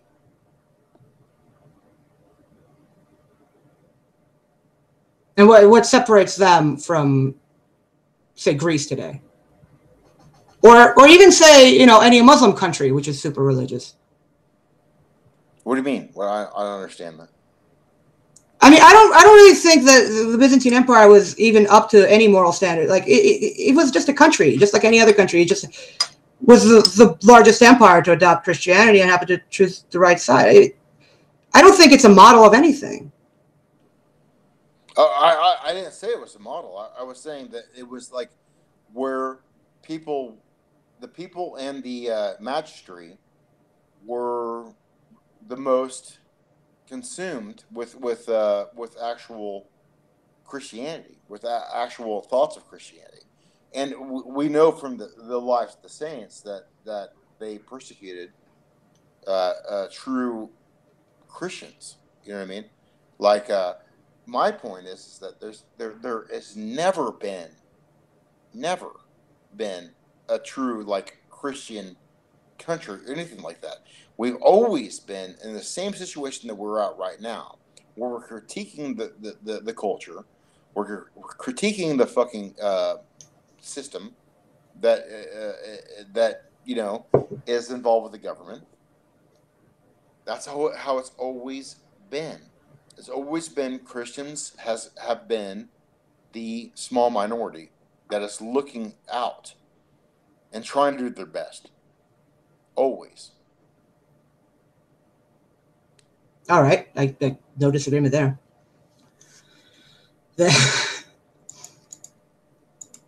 Which is difficult. Which is very difficult. I mean, it's not a simple thing. Christ has told us time and time Let's see, we again. have the anthropomorphism of God was a huge mistake. Yeah, that I would agree with that to some degree, but at the same time, God also became man. Yeah. So to say that he's not anthropomorphic is kind of not true. So yeah, it's difficult to try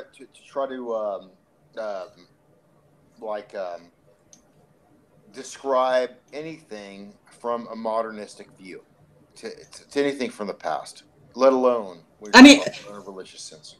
I mean, for the Muslims, the anthropomorphism of God is a big deal. They have like arguments about like, like can Allah outstretch his hand and something? This phrasing in the Quran saying that anthropomorphizes him when he does something. So it's like, is that anthropomorphic? I think they did try to avoid anthropomorphizing God in the Old Testament, or at least in some translations of it, because the words that they use in the Russian Bible that I have are pretty unfamiliar. Like when my mom read it, and in the English version, the passage that she read was with God will outstretch his hand to Israel, something like that. But in the Russian version, it's like God will locomote the moving object. Like it'll be like he will outstretch his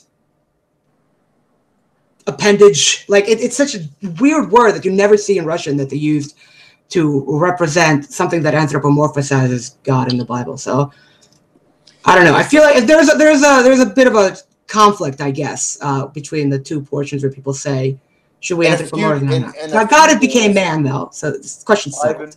Ivan, in a few days, we're going to celebrate. Exactly. That God came to Earth and was born of a virgin. Okay. Okay. So what he means is the depiction of God as a bearded man in the sky was a huge mistake. Yes, that's actually true. You're not really supposed to portray God the Father in iconography because his image has not been revealed. It's the same thing with the Holy Spirit. You can't really portray him in iconography because we don't know what he looks like. His image was revealed through Jesus Christ. Well, yeah, but that's the thing. The image would be of Jesus Christ. The God the Father you can't make an image out of him. You can't make him a bearded man in the sky. You don't know if he's a bearded man in the sky. You know? Yeah, that's a good point. Concept. It's an insane. That is true. That is a big mistake. It's an absolutely insane concept to think that. And I meet so many people. I mean, it's justifiable in that it's God the Father, and you think but that in itself has a cultural bias of what you think a father is, et cetera, so on. Yeah, exactly. It is. It's deep into our cultural soul, and especially in America. And most people that I meet that are atheists or agnostic have these. I can only describe it as Bible school understanding. Look. Oh, hey! Let me just give a shout out to Casey, Old Book Club. He's in the chat. I didn't notice him. No shit. Really? Yeah. Well, Book Club. Oh man, Casey, I love you. God, he's the best. He's the greatest. Love you, Casey. God, that guy is the most fantastic dude on earth. I really love Casey so much. Whatever you're doing, Casey, keep on doing it. You're fucking fantastic. God, I wish that you could just update me on all the greatness that you do, because you're probably one of the best minds I ever met on gay ass Twitter. Hey. Who is this Unity and who's talking shit up here? This guy's boring. I've done loads of drugs with kids there. No, blah, blah, blah. Stop talking shit. Shaun's not boring at all. Yeah, I'm kind of boring a little bit. But I'm old. Yeah, he's old as fuck. He's earned his right to be boring. Yeah. Eventually, he'll get to the point. Yeah. Old men are boring. That's just you know what? Listening to old men talk for endlessly, on and on and on, and saying nothing. That's Lindy. That's Lindy as fuck. It's probably like the first Lindy thing that happened after fire and eating meat. Hey, at least it could be a lot more boring because I could bring you back through right wing. Reactor sphere for years and years and years. I could tell you a lot. Hey, that shit's coming back around. It's fresh now. The Zoomers haven't heard of it. NRX, the next generation. Bring back some new reactionaries. We can have a podcast with them, and we can talk about how boring it is. Do we have neo? I mean, like we have a lot of neo-reactionary. I mean, I think most neo-reactionaries are now post-neo-reactionary. So they would have swam around alt-right, the white nationalists, became some sort of a weird Catholic. Some probably already left-wing. I don't know. But it's ready for a new wave of neo-reactionaries, you know. I say that as under authority of Mencius Moldbug, whom I met in real life. So, like, you see, like, I'm basically a priest of NRX now. It's a true story, though. I went from reading the guy's blog to meeting him in real life. It was pretty cool. It's a thing that I can only brag about on like live streams on YouTube because nobody fucking knows who this is or cares why or it's way too long to explain. So, what was that guy's name? It's almost like a coyote or wolf, and he was huge, and he used to have these like 9-hour fucking podcasts and live streams way back in the fucking day. Coyote? Remember what we're talking about at all? No, you're gonna get. There's a lot of people who do that now. So. Well, yeah, but this is back when everything started first happening. What are you talking about like Baked Alaska? No shit. This is way before that. But you know, what really killed the neo-reactionary movement was it's just like 15 people. It was the JQ. It was Jewish question. A lot of them were Jews that were in the neo-reactionary like movement, and I remember Brooks came in, and Brooks was the guy that Brooks Bain. No, I'm thinking. No, it was. I forget everybody's name. That's actually for the benefit. It's always good when I forget these people's names. Well, shit, Casey should be able to know this because Casey was involved with this too. Well, he's not gonna fucking talk about it. Fucking yeah, but they pressured them into like reading like Kevin McDonald and people like that. You know what I mean? Like, and then they came back and they was like, oh, they Patrick Little to everybody. Yeah, totally. Yeah, totally. Quit my job because I read Cultural Critique. Now I drive an Uber and I read people on the JQ, which honestly, an amazing reality show. They really should make that someday. It would. I mean, seriously, like the whole right wing movement. It's just a fantastic like thought to me. Like how the whole phenomenon. I mean, the Jewish question is a question. I don't think it should ever be the primary question. That seems a little like self-defeating. Seems like if your movement dies because of a question, there's your answer. It's a spiritual thing. I mean, it really is. I mean, I you know, that's E. Michael Jones was right about it. I mean, if you have to take a field between Kevin McDonald and E. Michael Jones, you have to go towards E. Michael Jones. Is that the whole Jewish question is a spiritual thing, because you'll get people like the Coen brothers or Leonard Cohen or Bob Dylan or something like that really does love like actual American life. I love the Coen brothers, man. Yeah, they love them. They really document an actual American existence, and like for instance, No Country for Old Men by the Coen brothers. Every one of their movies is fantastic, man. That one's great. But it's like redundant to say. And it's about white genocide. It's about white genocide. Is what the whole film is about. Like that's exactly what they were talking about, right? But these are Jews that are saying this. So why the fuck are they saying this? Why? Well, look, you gotta. This is what I'm saying about the Jewish question being not the primary question, because it's really not true that the Jews are a monolith, and a lot of these Jews they might say one thing and then act in another way. They might represent some view, and you can't trust them, right? But it doesn't mean that they're all out to get white people, or that they, are all communists or international bankers. I mean, like, think of them like Arabs. Right. Arabs, for the most part, don't get along with each other. I mean, it's true. Like most of communists were Jews. Absolutely. I know. I've read all this shit, assholes. You know, whoever's like listening to us right now. Well, most Jews were communists. I don't know if most communists were Jews. It's well, it's fucking obvious. Like the Soviets were like 80% Jews. The communists that took over Romania was like 90% Jews. I mean, the communists took over fucking Bavaria right before Hitler. I mean, and most of the free corps that took Bavaria back. No, I'm not done yet. It's true.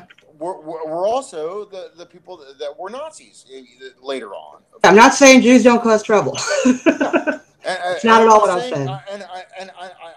I'm not saying that Hitler wasn't right, you know, or that Mussolini wasn't right. You know, I mean, like hey guys, I get it. I do. I totally get it. Okay. But what me and fucking Orcbrand are talking about is a little bit of an upper level. We're not talking about that shit. But it is important to say that there is a very psychological schism within the Jews themselves. Oh yeah, no, it's very apparent. You just take a look at the difference between diaspora Jews and Israeli Jews. Take a look between Orthodox Jews and Reform Jews. These are not the same people. I mean, they're split on the Palestinian question. You know that, right? Like some of the biggest anti-Israel protesters that are pro-Palestinian, but they go on to say the most anti-Israel shit, are Jewish themselves. The most annoying group of Jews, the Hasids, are extremely anti-Israel. So it's like the Jews are just other people that with a certain propensities that are annoying to white people. But come on, man. Like I was saying earlier, like the only way you're going to understand the Jews is through an absolute rejection of Christ. That's true too. That is the entirety of the Jewish identity. I mean, when it comes down to it, you don't have to go to temple. You don't have to be kosher, as long as you're not worshiping Jesus. And it's the same critique that I have about the alt-right.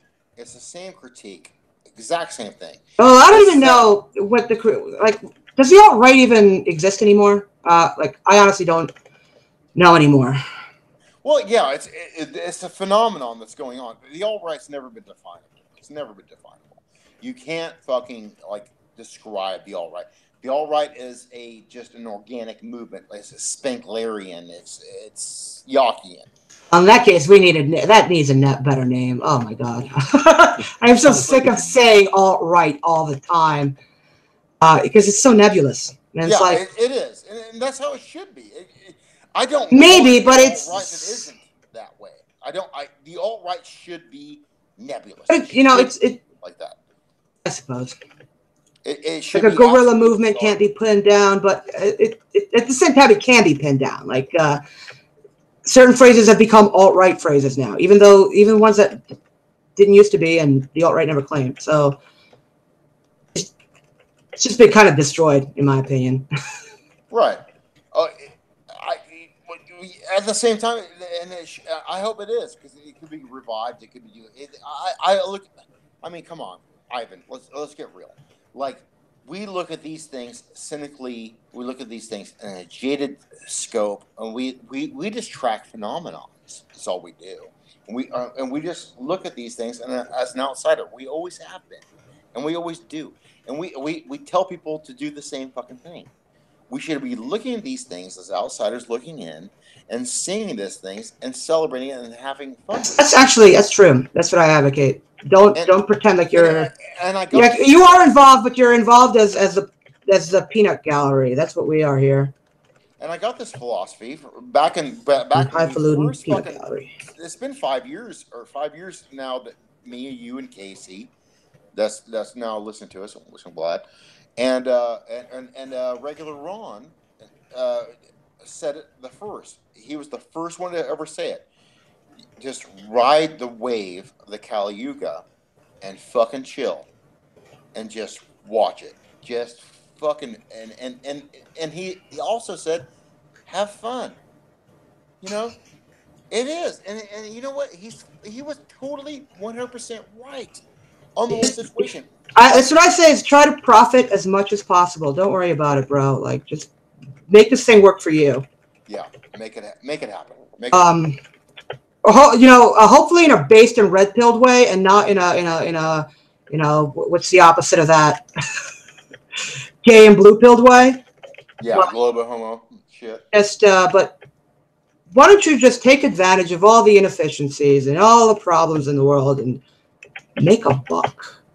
Does anybody have anything else to say? What is going on with the chat? The chat, I haven't checked actually. Let me check again. Let's see, the alt-right is just TRS and Spencer followers now. Yeah, that's about right. It's about as relevant as they are. But I love TRS. I still listen to him. I've literally never listened to TRS. I followed a few of them on Twitter. They followed me, but I never listened to their show. I don't think I've listened to a single episode. That's so sad. They have they're hilarious. They're hilarious. I have a Friday ritual. What I just the thing is, like, I play like audiobooks in my car that are like racist enough as it is, and there's a good excuse for like playing Flashman where he goes to like Africa and just drops the N-word everywhere. It just talks racist shit the entire book. It's like period piece, like it's in context, it's historically accurate. Whereas if I'm listening to TRS or something and that comes on if somebody's in my car, I have no excuse for that. And if I'm going to be racist, it's going to be a highbrow racist, I'm glad you at least admit it. You know what I mean? You just admit it. But it's like a joke. That it is lowbrow racism, and it's not like up to my fucking standards. Yeah, it's not. Most people's racism is not up to my standards. I think I have a very highly defined, sophisticated level of racism. Yeah. Well, we could go down to sometimes we have to look at the anthropological data. And I would totally agree with you. I completely agree with you. My racism is the exact same way. It is highbrow racism. We got highbrow racism. This is the white people thing now. It's like 4D chess. Like Dims are the real racist type of racism. It's not seeing race. People who are colorblind are the real racists, and I agree. Yeah, that's a common meme these days, but it's true. The progressives are the real people who don't see race are racist, because it's like, how can you not see something so important to people? That's the basis of a lot of people's identities, and you don't see it. You're completely blind. It's like somebody's like wearing like. You dressed up like a ballerina and you think like, oh, so what do you do for a living? Like, well, we're at a theater. I'm a ballerina. Like, right. Like my obsession with America is like the Anglo-Saxons, especially the middle class Anglo-Saxons, are not racist enough. They're not. They have no racial identity at all. That's exactly right. Fucking up the world. For them, it's a matter of attaching themselves. It should be a matter of attaching yourself as much as possible to the general American or to the local American culture that you're in. So, like, if you're, living in the South, you pick up some Southern shit. You have to get a rebel flag. Go get it. Right. If you've been here for several generations, but you don't know what you are, just read some history and decide what you are. But as long as it's American. Don't go reading like Mein Kampf and Nazi shit and thinking that, you're going to be a real white nationalist because you love Hitler, because Hitler's not American. America beat Hitler up and Hitler died, and that was it. So, like, look at somebody cool in American history. Listen to fucking Rockwell. People come to America and they become completely different people. So, you were born in America, you don't know what you are, you could still become a different person. And then after that, just keep the legend going. Beautiful. So, like you just said, I love your kind of quasi outsider status that you have. Like, it's kind of weird. Yeah, I do like it because you are American in so many ways, but you were able to go back out and critique it, and then all this at the same time you can like give people shit like as an immigrant. You know what I mean? It's a great position where you're at. You know what I mean? It's like you cancel everybody else's shit out. Yeah, it's pretty cool. It's just canceling everyone out.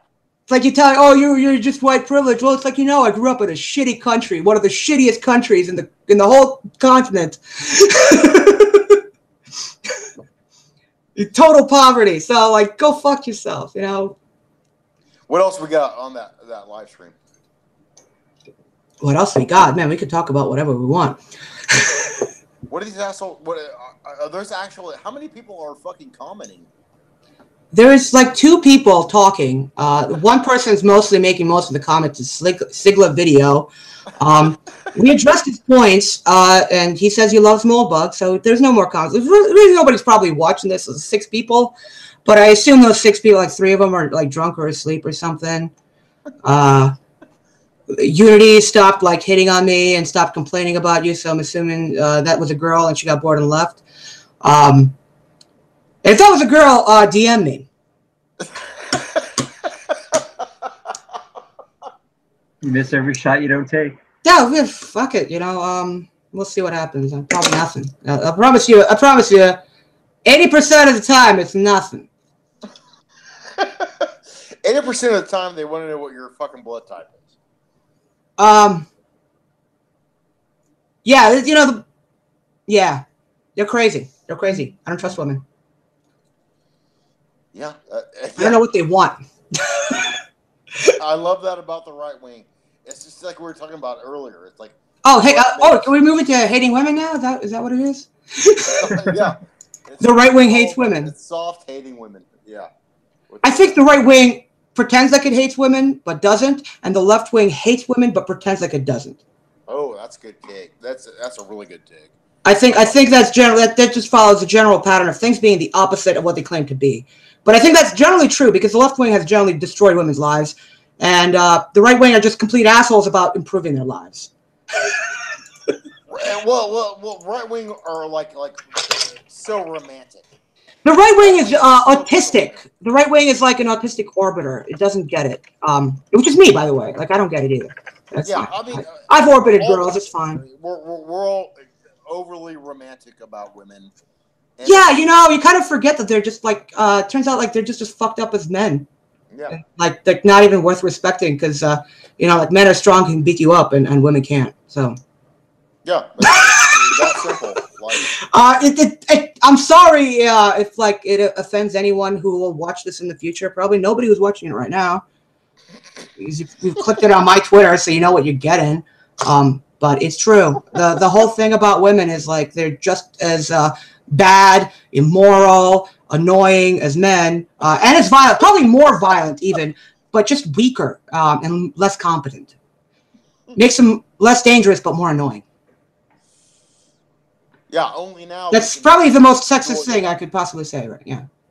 Only now they can just completely, absolutely destroy your life for no apparent reason. Oh, women can destroy your life. Women, they're weaker, but they're still very powerful. There's no denying that.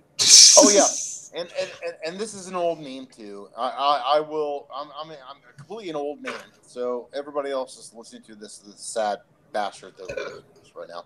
I will regurgitate old memes, but it's true. Like. You watch Cops, you know what I mean? And it's always the same thing. The woman calls the fucking cops on the guy that's beating her, you know what I mean, or whatever. And then they try to arrest him, and she says, "Don't let him. No, don't take him away. Don't let him," because she realizes at that moment how much power she actually has. She has the whole weight of the government to just completely come in, fuck every guy that ever wants to ever disagree with her female imperative. Well, I don't know if it goes that far, but yeah, they have quite a bit of power, and they can convince almost any other guy, like, hey, that guy's bothering me, and he'll come beat you up. Like, it's very easy for a woman to get somebody to, for women to ruin people's lives. It's a lot easier than for us because we're probably going to go to jail if we do it. Yeah. And what lives we're going to ruin at all? We're not. We're probably just going to beat some guy up. Getting beat up is not getting your life ruined. Like, getting beat up is nothing. Like, we've all been beaten up. It's like I told you the story about me getting in my trunk earlier. And I'm sorry? I told you about that story about me getting in my trunk earlier, and the little teenage kids were walking on the road. I told you the story at all. No, I don't think you did. But Holy shit! hold it. I'm an old. Hold it because I I have to take a piss, and I really don't want to miss it. Talk to Vic about some other story. Come back to this one in a minute. Yeah, go for it. God, well, God, he is good as far as I'm concerned. As just being a natural, like radio personality, how he can just deliver it and how he's doing everything. But what do you think? Dude, I've talked to Ivan for, well, actually, I don't know if I've talked to him for hours, but I feel like I could talk to him for hours. Vic, this is a weird. I'm going to put you in a weird situation right now, okay? Because Yeah. you're young. You're a young guy, and you know a lot of young people. And give me some of the horrible things that young people have to go through with just being like believing in Christ, trying to live a decent life. Call it right wing, call it whatever you want to. Like you have stories, and if you could just express those. Fair one. I'm trying to think of something specific. I think honestly my most I don't tend to get too political around my friends, but I remember in class. I remember in class it was like 2016 election season. I was in high school and I was I was debating my classmates. It was actually a lot of fun. It got kind of heated, but nothing, no fights broke out or anything stupid like that. But I remember seeing some really. All I remember is I saw some bad stuff, but I'm kind of like, it's weird. I didn't sleep well last night, and now I'm feeling super tired, even though it's like what 10 p.m. So I'm kind of like in a weird state of mind right now. But if something comes to mind, I'll definitely say. So I'm trying to remember. There's so much stuff that happened in high school, man. I was just trying to pick out a single one. I Yeah. remember a story from Rick that was talking about dealing with like Generation Z, and how they were trying their best to do what they should be doing. You know what I mean? Like actual good wholesome things. Yeah. And they come back home and there'd be a fucking dildo on the fucking coffee table with Yeah. their moms that were married. You know what I mean? Of course. Totally married, and they would have to like psychologically release from that. And I heard stories from other people that like when certain kids were like praying, just like praying to God, that their parents were mocking and calling them total faggots the whole time. Yeah. That's so But fucking insane. if you come out as gay, or if you say you want to chop your dick off, they'll be all for it though. But Do you think is that outlandish? Because I'm bouncing these things off of you because I don't know if I really believe them or not. no, I think that stuff's possible. I think most Gen Z people. I think I'm more like early Gen Z, but I think most Gen Z people. And the reason I say that is because there's like I understand the mindset of my peers, but I don't quite You do go fully on. grasp. Like even like the people who are just like a year or two younger than me, I don't fully grasp their mindset. But regardless, I do think that most Gen Z kids they're trying to do like the right thing, but they aren't quite sure how because they're not working within the framework that Christianity provides. That makes it real tough for them, and because in their minds they've been totally like, they might be really good-hearted, and but that doesn't really matter when Christianity's been totally like, they've been totally propagandized against orthodoxy. So it's like I feel like there's something there. They're really trying to do what they're I guess what their parents didn't. You know, they're trying to be the opposite of the, sex, drugs, and rock and roll culture. I think you're right, Vic. I think I see that too. But they're not quite sure how to do it. But part of it for Gen Z, I think, is the fact that they were raised on like TV and the internet, and so they don't like socialize nearly as much as previous generations. So for them, sex, drugs, and rock and roll is not appealing because going outside is not appealing. Going to be with people is not appealing. Yeah, I see that. Totally. I mean, you know, like we have statistics, for example, that Gen Zs and millennials, for partially, are having less sex than previous generations. And I don't think it's for the virtue of Gen Z. I don't think it's out of the virtue of Gen Z. I don't know who said it. It's a quote I always remember is sometimes virtue takes credit for the efforts of laziness. Do you know? Yeah. Gen Z is not getting laid, but Gen Z is also not trying to get laid. It's just not being social. I see it with like my sister too, who's always in her room, is always playing and it's cool that she's into the same media I was as a kid, but at the same time, like I kind of hated the way that I was brought up in this house. You know, I live far away from everyone. It's inconvenient to see my friends. So, you know, there's a reason why Neon Genesis Evangelion was my favorite anime when I was a teenager. Right. And that was because not because I was an awkward kid, not because I had trouble talking to people and everything like that, but because I didn't have a lot of opportunity to. Because of like the way that I guess urban development around here works. I mean, like a 40-minute school bus ride to school. Yeah. And I drive to school. I get there in 10 minutes. So it just goes to show you the weirdness of it all.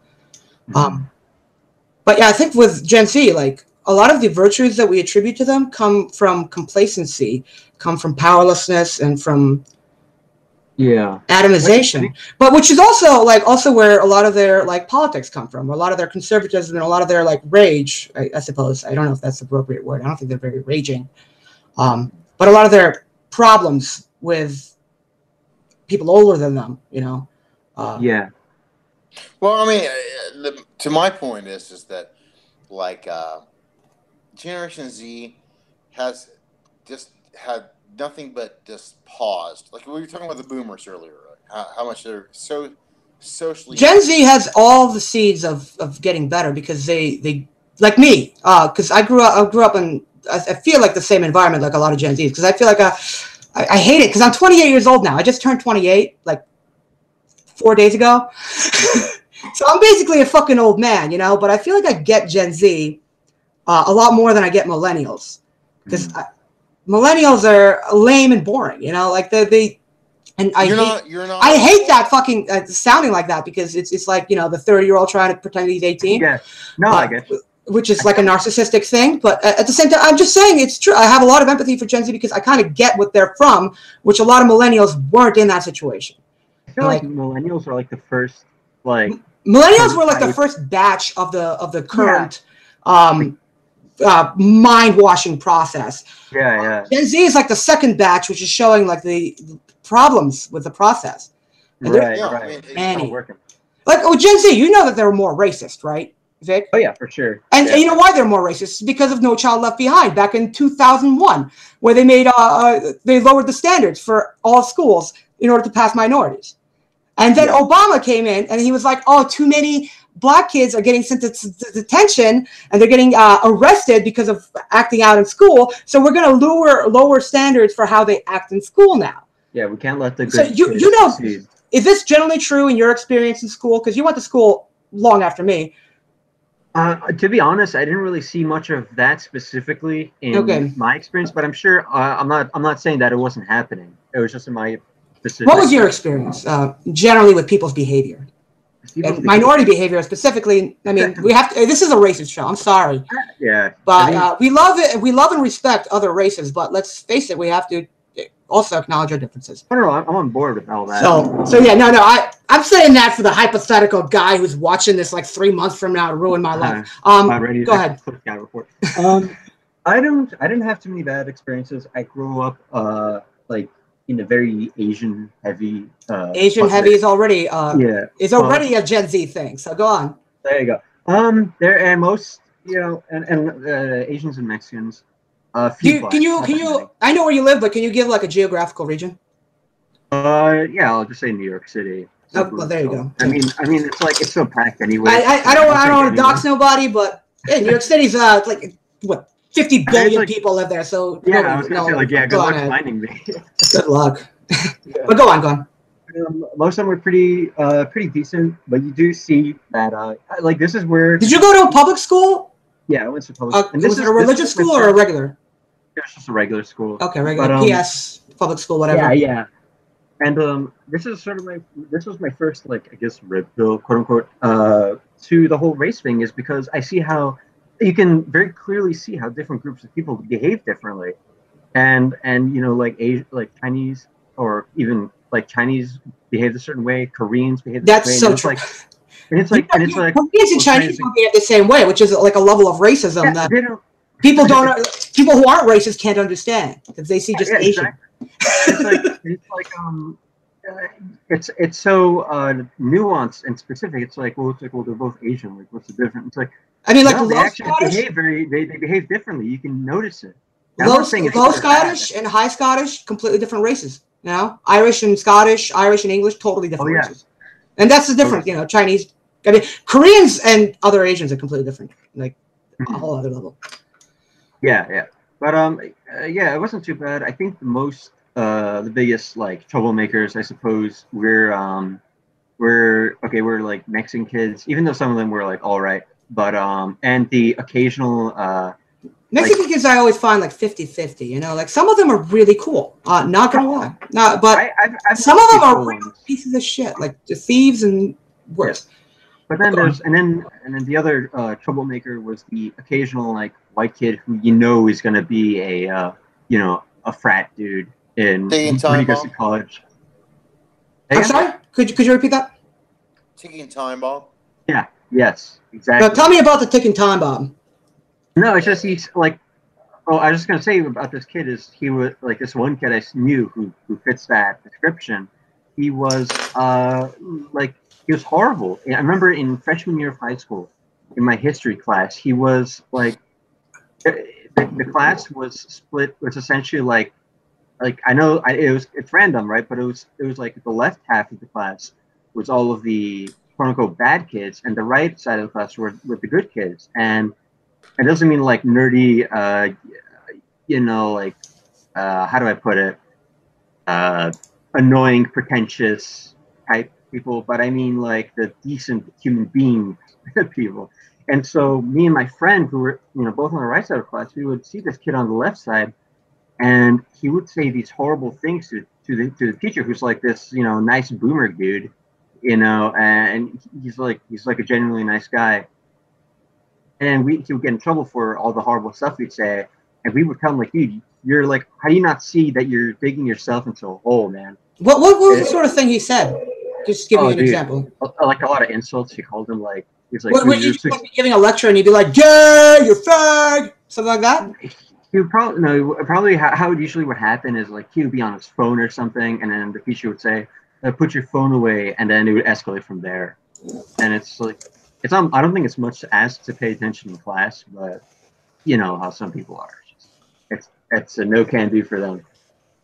But yeah, and he would get in trouble. He called like oh you're just a virgin, even though obviously he has 2 sons and all that. But oh jeez, I know exactly the kind of guy you're talking about. I know exactly. Yeah.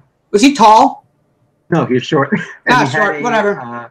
He had this really. Getting laid when he's short. That's You must actually be a psychopath, huh?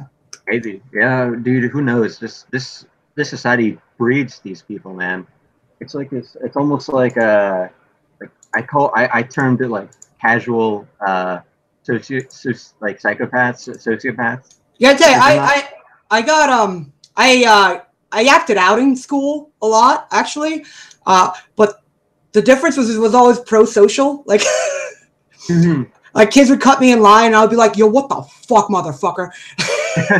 And just like flip out, verbally start yelling. Like the lunch monitors were like, "What's going on?" It's like this motherfucker got to be in line, or like trying to take like a test in French class, and people didn't respect the French teacher, and like I didn't either.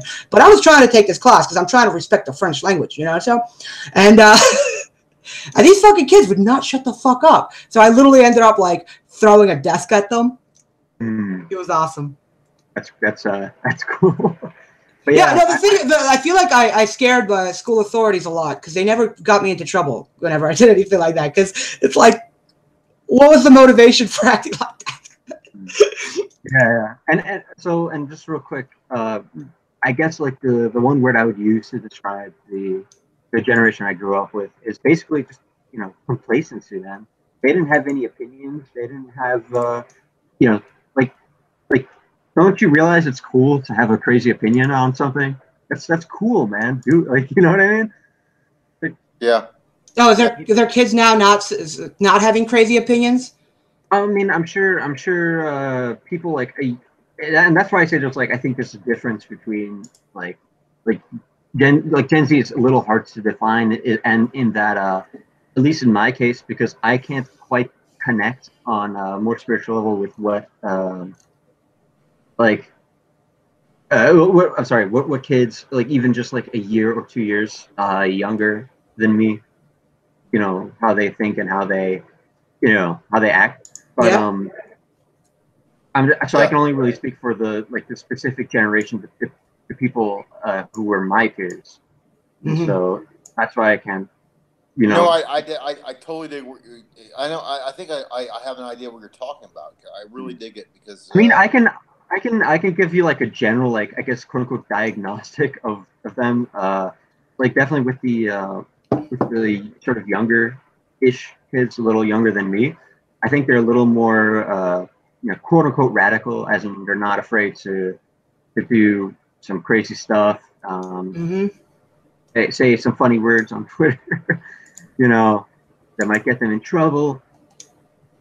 But my generation was absolutely like, that's all I saw, like, you know, total complacency, no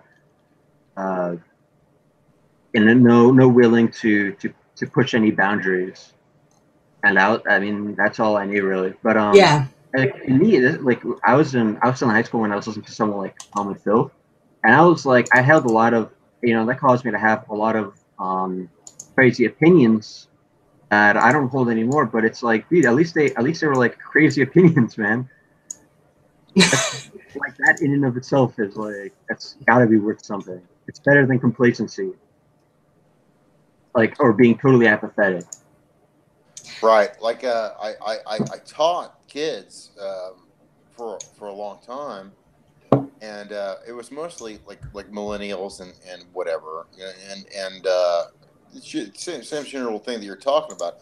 But what's weird is that I have a lot of friends now because I'm old, and if you guys don't know that at all, but they have kids themselves, and so those kids are grown. They're grown. They're 15, 16 years old now. You know what I mean? And they follow me on Instagram. They follow me on Facebook, and they like the things that I'm talking about, and the ideas that I bring out there. You know what I mean? They're silent in their own world. They're silent. That's what I find with people most of the time. That's what I was saying when we were talking about college for a minute. It's like, check out and don't share your opinions. Yeah. Get the document, but I'm sorry, you finish. The crazy opinions that you can have as crazy opinions as you like. None of them are wrong. They're all correct. But don't talk about them with people who might use power against you. Yeah, definitely. And yeah, that's a great observation, by the way. And I didn't realize that most people who express their opinions have stupid opinions, and most people who keep them to themselves are more, you know, spot on. And I'm not, obviously doesn't apply to everyone, but I'm more. Yeah, I'm always having my opinions. Yeah. I guess they're dumb. That's more specifically within like the classroom environment, and you know. Yeah, no, in a classroom you can't trust that teacher. You just can't do it. I mean, maybe you can trust some kids, but it's and you can't trust all the kids. You can't trust all of them. No, you can't. Yeah. And just one of them can fuck up your shit just because they just design the system to fuck up everybody's shit all the time. Yeah. And yeah, man. I remember I don't know how vocal I was around the Trump election. I know I was saying something, but I was posting all the memes and all that. That was great. But in school I didn't really say much, and I some people were like, I was like in the library once, and someone told me, someone who I knew but I didn't know very well. They're like, "Oh, you're the Trump guy," and I'm like, I'm the Trump guy." I'm like, "Okay, jeez." Like I'm not. Did they tell you how they knew that? No, they didn't. What'd you do? I don't honestly remember. I'm like, I was just like, "Huh, okay." I was like, I don't know if I should be glad or if I should be worried. If I know myself in high school, if I was a Trump supporter in high school, everybody would know it. Oh yeah. I mean, they knew it in real life now, so it goes to show. Actually, yeah. I just wasn't sure what to make of it. That's all. I mean, you saw my post yesterday or the other day. It was like, racism is actually a good thing, and fascism is actually a good thing. But most of my posts are just saying, like, bad thing is good thing. Yeah. Bad thing is actually good thing. We should have a little bit of bad thing in our lives. Yeah. Nobody ever replies to those posts except for the people who already agree with them. It's great. Yeah, whenever I make a post on that sort of level, and especially on Facebook, I know no one comments on it. Maybe like I have one or two friends that are cool that do, but people don't comment. But I know they see it. I know they see it, and that's what matters. Yeah, no, like, you know it. Like I don't even care about convincing people. I just want to insert those ideas into their brain. Like that's why attack them with it because there's certain ideas that they just don't think about. Yeah. When liberals tell you that they're not open borders, but you tell them, okay, what sort of controls do you put on immigration? No answer, never, not one. Yeah. Bombarding them with these questions is like the psychic attack. It's psychic violence. I'm a big fan of it. It really is. And they see it, and I know they see it, and it's one of those gotcha questions. Like you don't have shit prepared for this. Nobody on TV talks about this, so you don't know. Right. Yeah. Exactly. It's out of your field of vision because you don't consume any. You consume the mainstream media, and that's all you know. What you should consume is a bunch of strangers on Twitter. Make sure they don't have check marks. Yeah. Oh man. Do not get your information from a check mark. If they have Groyper or Wojak AVIs, that just means you're doing it right, bro. Yeah, if you're following Groypers, you're following good people. Question mark if they're people or not. Like all Groypers, make it a hashtag. Yeah, following good. I think Lucas Groyper and Cum Groyper and the few the proud, the Groyper. And just quickly back to the high school thing, the few people I have kept in touch with high school, like the few good friends I've made, they're all like normally, you see these like, and this applies to my experience too, but in a lot of cases you see these people in your life and they grow up to be total like horrible people, right? And I've seen that happen too, but on the other hand, these guys I know, who were cool in high school, they're still cool, and I still talk to them, and they know my opinions, they know what I think, because I'm not like. Well, yeah, people aren't actually a monolith. They just don't like we said. Smart people just don't necessarily express their opinions in a way that advertise what they think. Yeah. Yeah, no. Sometimes you'll be surprised. Like I say risky shit all the time because that's just kind of like the stupid kind of asshole that I am. Reciting crime statistics in class like a fucking moron. But people still come up to you afterwards like, somebody had to say it. Yeah. If you're smart, you're not me. Yeah, if you're smart, you're not the guy saying this shit because saying this shit has so many more costs than benefits. It has no benefits. None. Yeah. And only costs. But at least if you're in school. It doesn't make you wrong. Right, exactly. You're just living under communism, it's the same thing. You could think whatever you want, but gotta behave a certain way. Exactly. You gotta be the what's the term? Not model citizen, but model, like you gotta follow the right etiquette. You can be racist as you want if you're a model citizen. Yeah. I mean, I don't know what the millionaires actually think, but I assume it's not the same thing as a public position. No, yeah, of course not. Yeah, and I think one of like a reason, how do I put it, like why the people who've stuck with me have stuck with me, even though they might not like there's some friends where I actually have no idea what their political views are, and in a way I would rather kind of have it stay that way, or But maybe maybe they they're don't just have like, any, or they don't yeah, I think was it's gonna say, important. maybe there's a political. That's perfectly fine too. Nothing wrong with that.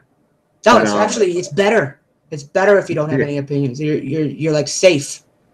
that's true. Yeah, in a way you're safe. You're perfectly safe. Nobody can attack you. But yeah, and I don't remember what I was gonna say just now. It was something about like the reason why they don't say like, man, screw you or something. It's sort of like that pre-Clinton, or no, maybe it is the Bill Clinton era where people from, I mean, I know it's a false dichotomy, but just so I can make the point, people across the left and right spectrum could both like be friends, and that's like an impossibility today. Yeah, I feel well, like it's sort of that's like a return because to that type of thing. that was actually a big part of the Bill Clinton presidency is moving the Democrats to the right, which Uh-huh.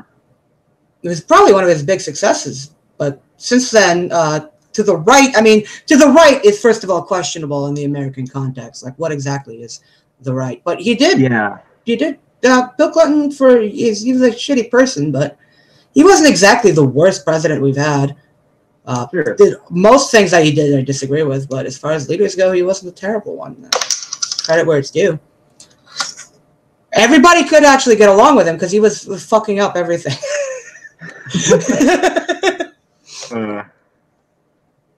Yeah, I think people, like at least guys, I know girls have become a lot more opinionated, which is not really a good thing because they don't really ever know what they're talking about. I don't know. I feel like girls are more prepared to recite the orthodoxy. I don't know if they're necessarily more opinionated. Well, that's what I meant. I think there is a difference between the two. Yeah. Yeah. You're right. I think you can predict most of their opinions, Yes. depending on context. No, what I meant is like they like to talk about it when they when it's do you ever tell a girl that politics is gay is lame? Because you shouldn't have to be doing that. Yeah. Actually, a girl asked me recently what fascism was because I was being gay and lame and talking about politics in front of her. And it was funny because she was Italian. And I was like, oh, okay. Oh, well, fascism is just a system. Don't worry about it. I don't need to get into it. I'm actually going to change the subject. Yeah, and I think also something else that comes to mind that I think is relevant is that term that CF coined, casual belligerence. I think that's perfect. Like that, I couldn't have thought of a better word.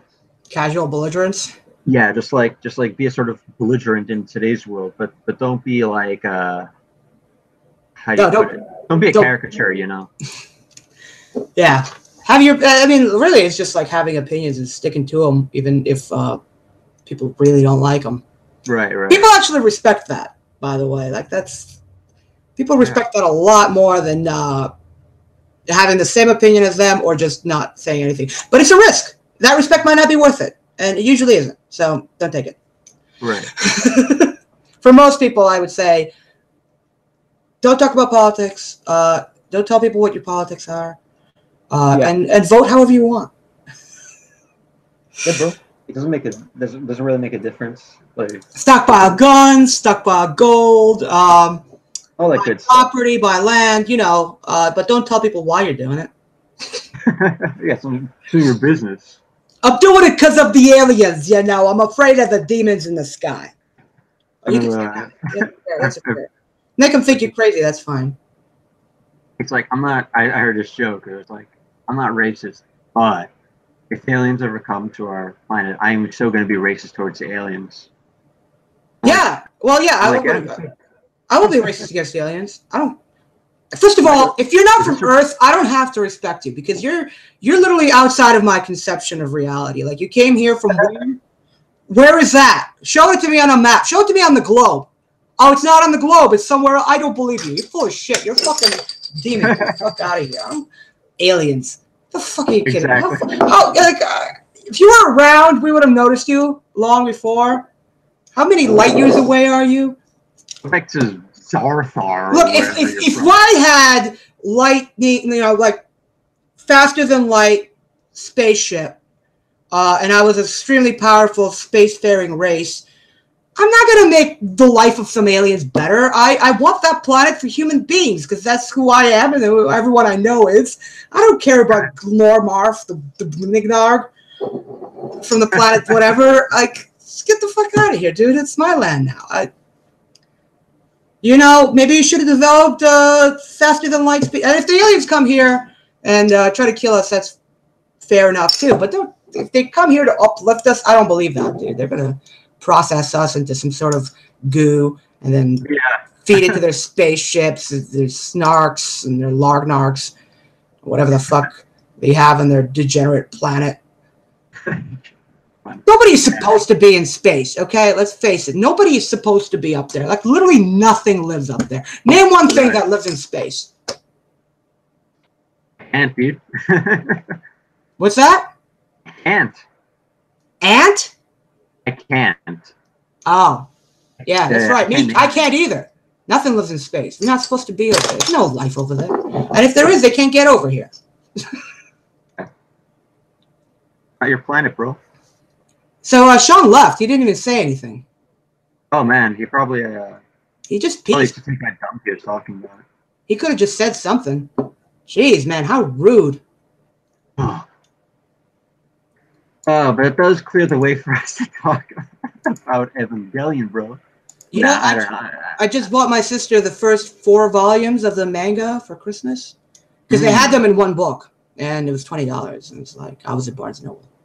Oh yeah, It's a good deal. Price, yeah. I never actually read the manga. I just watched the anime, but I figure it's more or less the same. The manga looks pretty good. There's some minor changes. I hear Shinji is less of a pussy in it. I hear that's the appeal. Slightly, yes. He's more of a badass. I really think it's for the better. But I don't know. I mean, Shinji gets really annoying, so.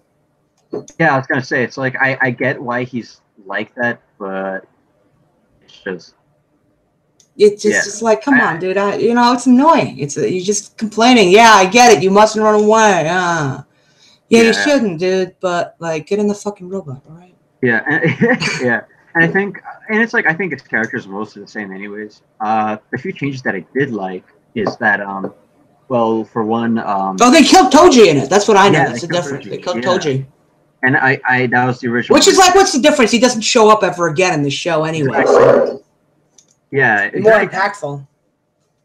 Yeah, there you go, exactly. And I remember what else. I hear the ending is more coherent, which I think I don't even know how they would. I don't know how they would show. I don't know if human instrumentality in manga form. I mean, like what's the alternative to changing into like live action film through half of it? It was more, without the soundtrack or anything like that. It's kind of takes away from it. I feel like, but I haven't read it, so I don't know. I mean, it was more or less the same presentation as the movie, but the one thing I did like is the Asuka's last fight before she dies. There's an added little scene where Shinji actually comes up and protects her, and I don't quite remember how things play out then. Yeah, it's weird because he doesn't come out from the thing until after she's dead, and then he freaks out. I guess because he's a bigger badass now, he doesn't sit and cry for 20 minutes instead. Oh, the issue was that Unit 1 was trapped in Bakelite. So that's right. So there's nothing he could do. But what he did about it was he cried. Yeah. That's what he cried about. Like, it's a fucking giant robot. It can get out of some plastic. Exactly. But the entry plug is plugged. All those excuses. But what happened in the manga? I think that I don't remember the details. I just know that he eventually comes up to the surface to help Asuka. She still dies, but somehow I don't quite. Again, that really kind of changes the tone of the whole thing, don't you think? Kind of does, because he was like a broken little pussy, and then at the same time, so was Asuka at the same time. So they were like both broken and useless at the same time. But Asuka snapped out of it first, and then went on this like heroic, like rampage. And she's like, well, I can make it as long as Shinji can help me. So, like, she's expecting him to do the exact same thing. And he's not even as bad a situation as her, Yeah. And he doesn't do shit. He just sits there and like listens to her die, and like finally, when his robot's like, "All right, come on, stop being a pussy, get inside." Well, he comes up and she's already dead, and that's like the worst thing. And like, what the fuck why am I even doing this now? Well, I think the reason why Unit 1 only decides to activate after she dies is because I believe Yui was waiting for Shinji he wanted him to experience that, so his like something about ego death or something like that. That was yeah. I don't know about all that stuff, but I think that was like it was intentional for that to happen that way. Yeah, I'm because his psychic AT field was almost broken. He was like nothing, dude. I love the idea of the AT field and what it represents. I think it's like you see my tweets about acid and LSD and AT field, right? I feel like I might have. If you take LSD, it weakens your AT field, make you more susceptible to psychic attacks. Oh yeah, I guess that's true, huh? Well, it's actually a quality of LSD is that it makes you like boundaries and definitions kind of break down in your head and things start merging. So you kind of like imagine spirals. So it kind of goes into like the spiral energy from Gurren Lagann. I got you. Yeah. But that's the sort of thing you see. Like your definitions start breaking down. Everything becomes a lot more fluid in the way you think, and you are very, very suggestible. I mean, you're not so suggestible that if someone says like jump off a bridge, you'll do it. You know, anything like that. But like somebody can put a scary thought in your head pretty easily, or somebody can put a good thought in your head pretty easily too. Mm-hmm. Or you could put a bad thought in your head. Like the AT, like your boundary between how you perceive reality and like yourself is diminished. And essentially, how I understand LSD, well, at least one of the things it does, besides all the weird audio, like and visual hallucinations, is it kind of that's secondary. Most of the time, you will not even get visual hallucinations if you take the fuck out. You're not going to get those. I think how I understand it, it makes you think all these thoughts that sound profound, but are really like just really stupid. Sometimes, I mean, that's weed though. Like, no, sometimes, sometimes that's the case, and sometimes it isn't the case. Sometimes you actually do come upon something like you haven't thought of before that you might want to remember. I remember laughing about how useless most things other people said were when I was on it in college. Like what did it say? It does make everything sound a lot more profound, though. Yeah, that's true. That's 100% true. Because I remember listening to my friend, like just arguing about beer pong rules. Like they weren't tripping, I was, and I was watching my friends play beer pong. And my friend just like said something about like one of the rules of beer pong, and I just remember like bursting out laughing, like that's the most profound thing I've ever heard. But that was like sarcasm when I said it, but at the same time it was a legitimate feeling. So I was like acknowledging that feeling through sarcasm because I did have it, but I also realized it was absurd.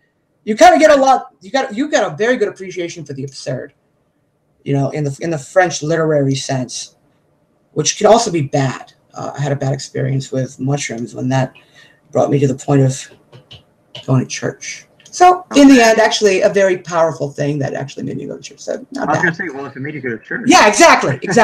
But it was a bad experience. It was a very bad experience. I felt like I got to the bottom of reality and found that there was nothing there. Like, oh, that's it. There's just a hard concrete floor, and that's the end of that. That's all there is to being. That's it.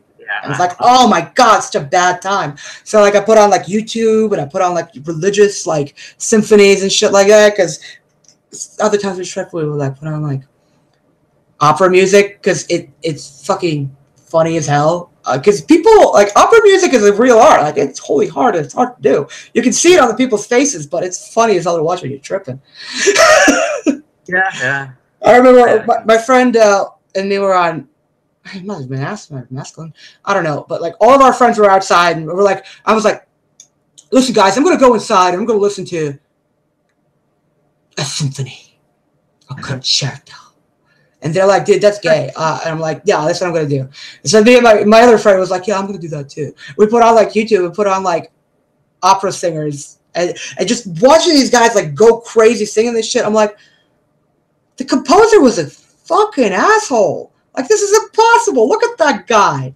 Oh my Who's god! saying that? Yeah. And we like literally sat there watching it for an hour, and then like our friends came in from outside. They're like, "Are you guys seriously doing this stuff?" It's like, dude, you have no idea.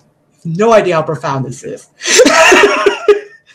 It's just tripping. It really does make a lot more things sound profound. But consider this: like, a lot of times you have profound realizations, and you just write them off or forget about them. So maybe there's that. That's. Yeah, I mean, I really can't speak on any of that stuff.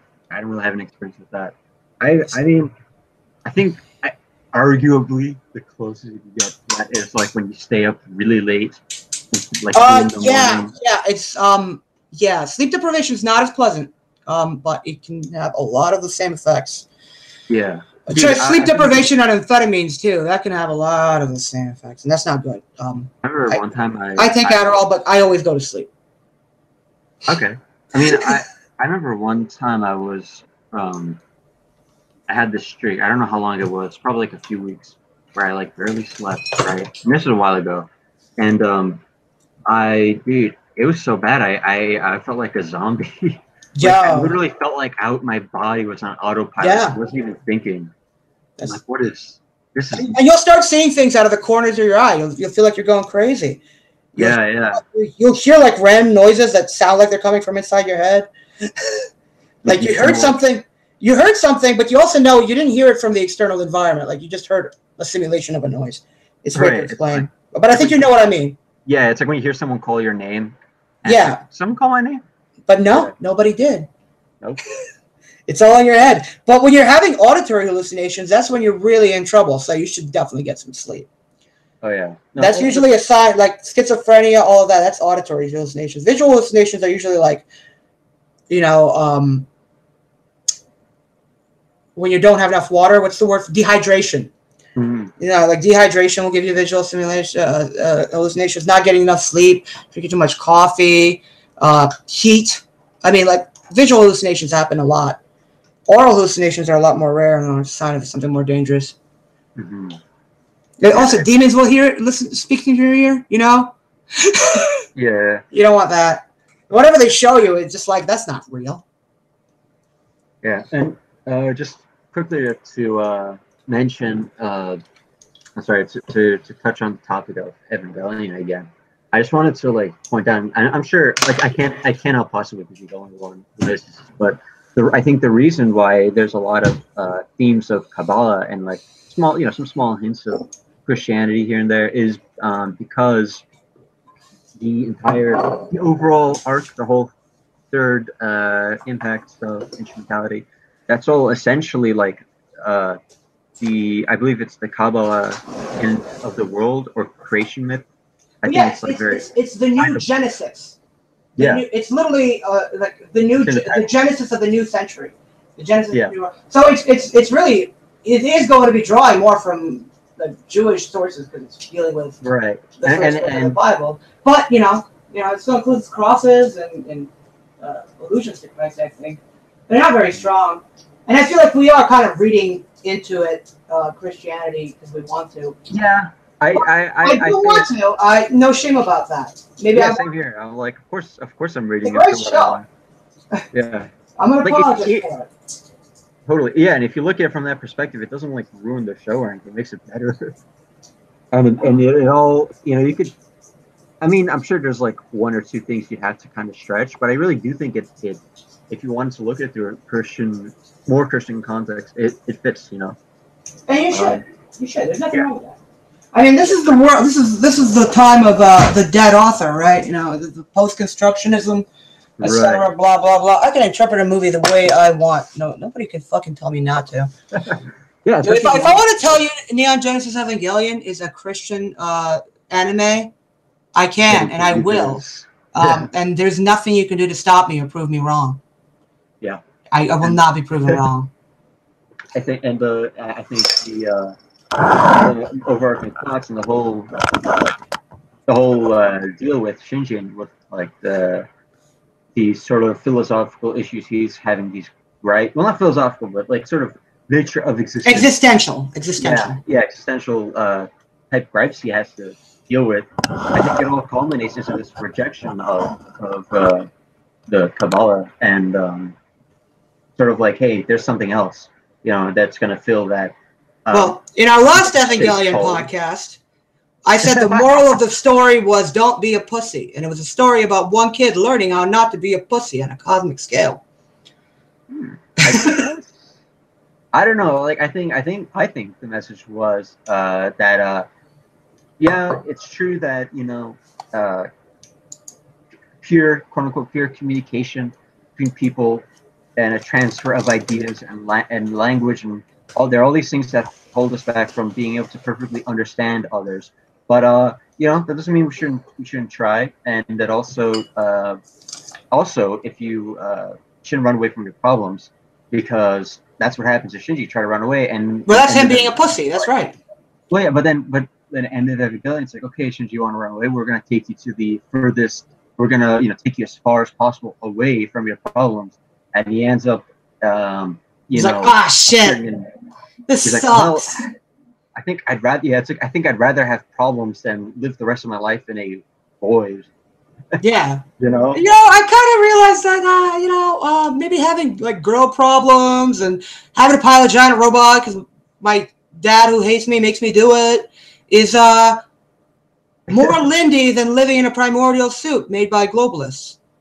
Yeah, and the only reason he has those problems is because his mom wasn't around, and his mom was kind of a selfish bitch. It kind of turns out that way. She was kind of a pretty narcissistic person who wanted to live forever, and she was willing to ruin her kids' and her husband's life and the world actually for it. I'm thinking like, well, technically, she was doing the right thing, quote unquote. But I'm like, man, dude. I mean, I guess is there an interpretation that she's like undermining Sele or something like that? Because I guess she really was undermining Sele, but at the same time, it's sort of like, wow. Yeah, Nerve on paper was supposed to be on board with Sele's plans, but everyone who was involved in it knew, like, hey, when we're gonna do the old bait and switch or whatever you want. You want to become like gods? Haha! Guess what? Nah, it's gonna be this guy. I guess in a way, Sele got what they wanted, but they did. That's why in the end they're like, finally, we're at last. It's gonna be different, but it's at last. Right. It's like they're gonna realize that it sucks what they wanted.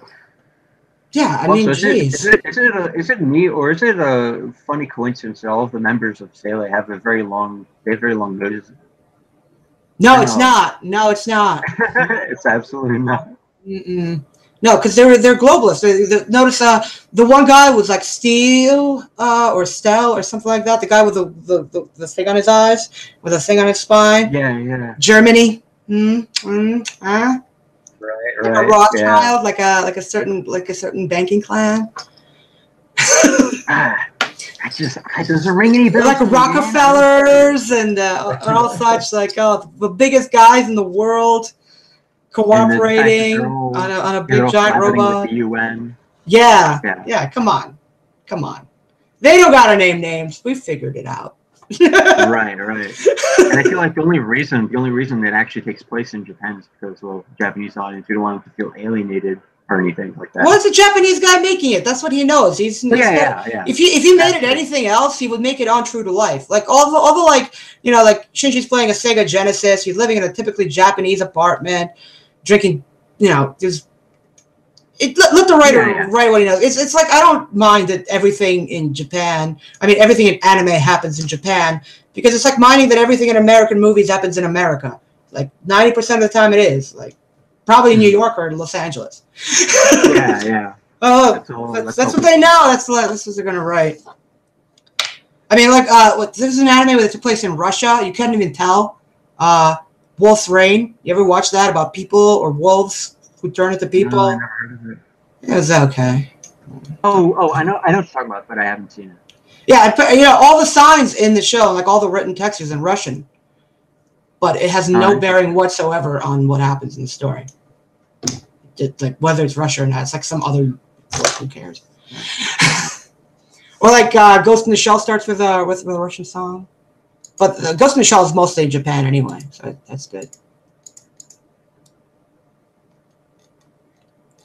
Yeah, Japanese don't really know a whole lot about the outside world that they don't read. Like, they don't get it. I mean, sometimes they get it better than we do, but they don't get it.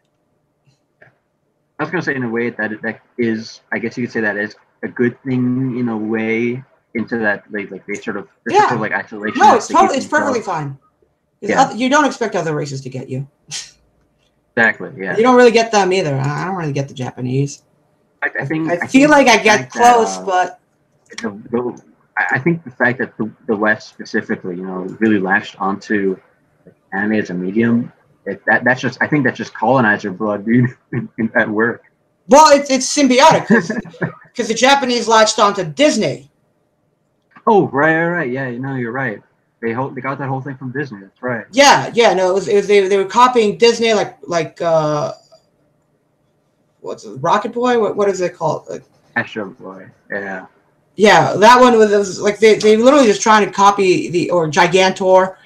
They were always trying to copy the style of American cartoons, and then they developed their own style, which is fine. That's Lindy. Yeah. That's how they developed. That's how their language developed. They were just trying to copy Chinese, and they ended up with a whole other 3 alphabets.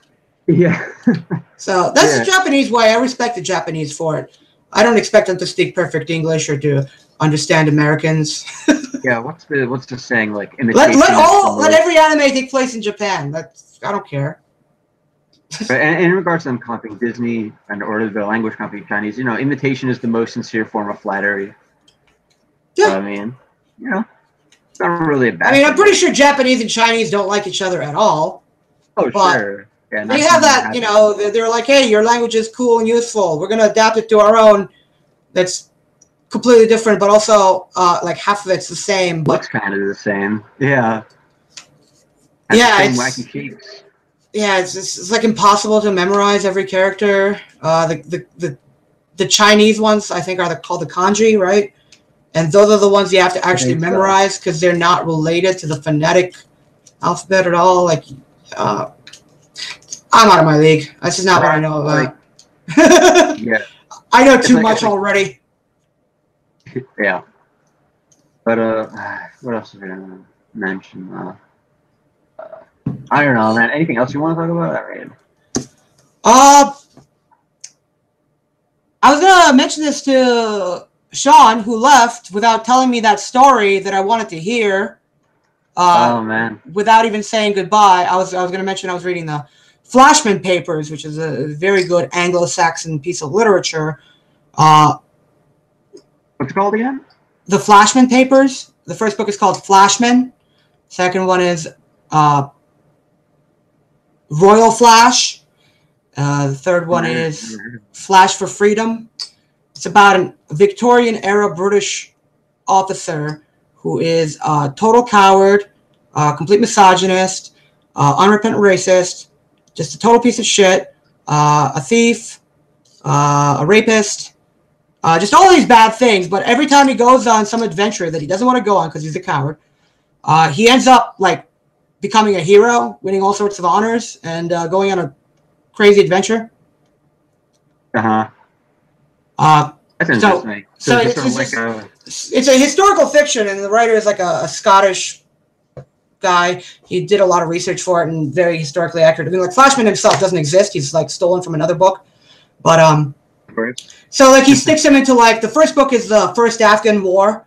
So he goes. So this character goes. He gets sent to Scotland, then he gets sent to India, and from India he gets sent to Afghanistan, and in Afghanistan he gets involved in all these adventures, gets kidnapped, kills a bunch of Afghans or doesn't, gets credit for it, and ends up participating in the retreat from Kabul, which is a big disaster for the British Army, but he deserts in the middle of it, and he like takes some other officer along with him and deserts and runs away, and they get destroyed. Then he gets captured by the Afghans. He gets tortured. He gets almost killed. Then him and the other guy that he went around with like run off to a British fort that's being attacked, and almost everyone at that fort dies. Every white man anyway, except him. And he's found dead, he's found near death holding a British flag.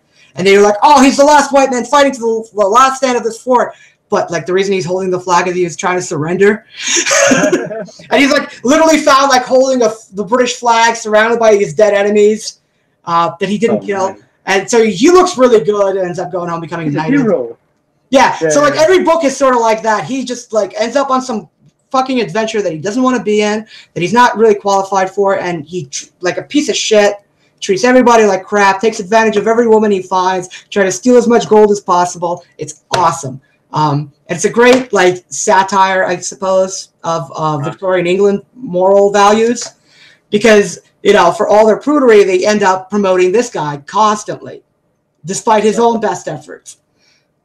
The second book, he goes to Germany, like Bismarck like blackmails him into going to Germany. And the third book, he gets blackmailed. That happens to him a lot. He gets blackmailed into working on a slavery ship when slavery is illegal in both UK and America, and running slaves to the Caribbean. But then his boat gets captured, and he ends up pretending to be an anti-slavery British officer. And then he runs off from that because he's not really that, and becomes an overseer on a plantation. But then he fucks the plantation owner's wife, and he ends up a slave himself. And then he ends up escaping with a slave. It's so great. It's so great. He meets Abraham Lincoln. He meets like all these historical figures, and it's just a complete, total British cunt about it. Like a real limey cunt, with drinking brandy and talking about the Queen, Great. Wonderful books. Did you ever like, not succeed? I'm sorry?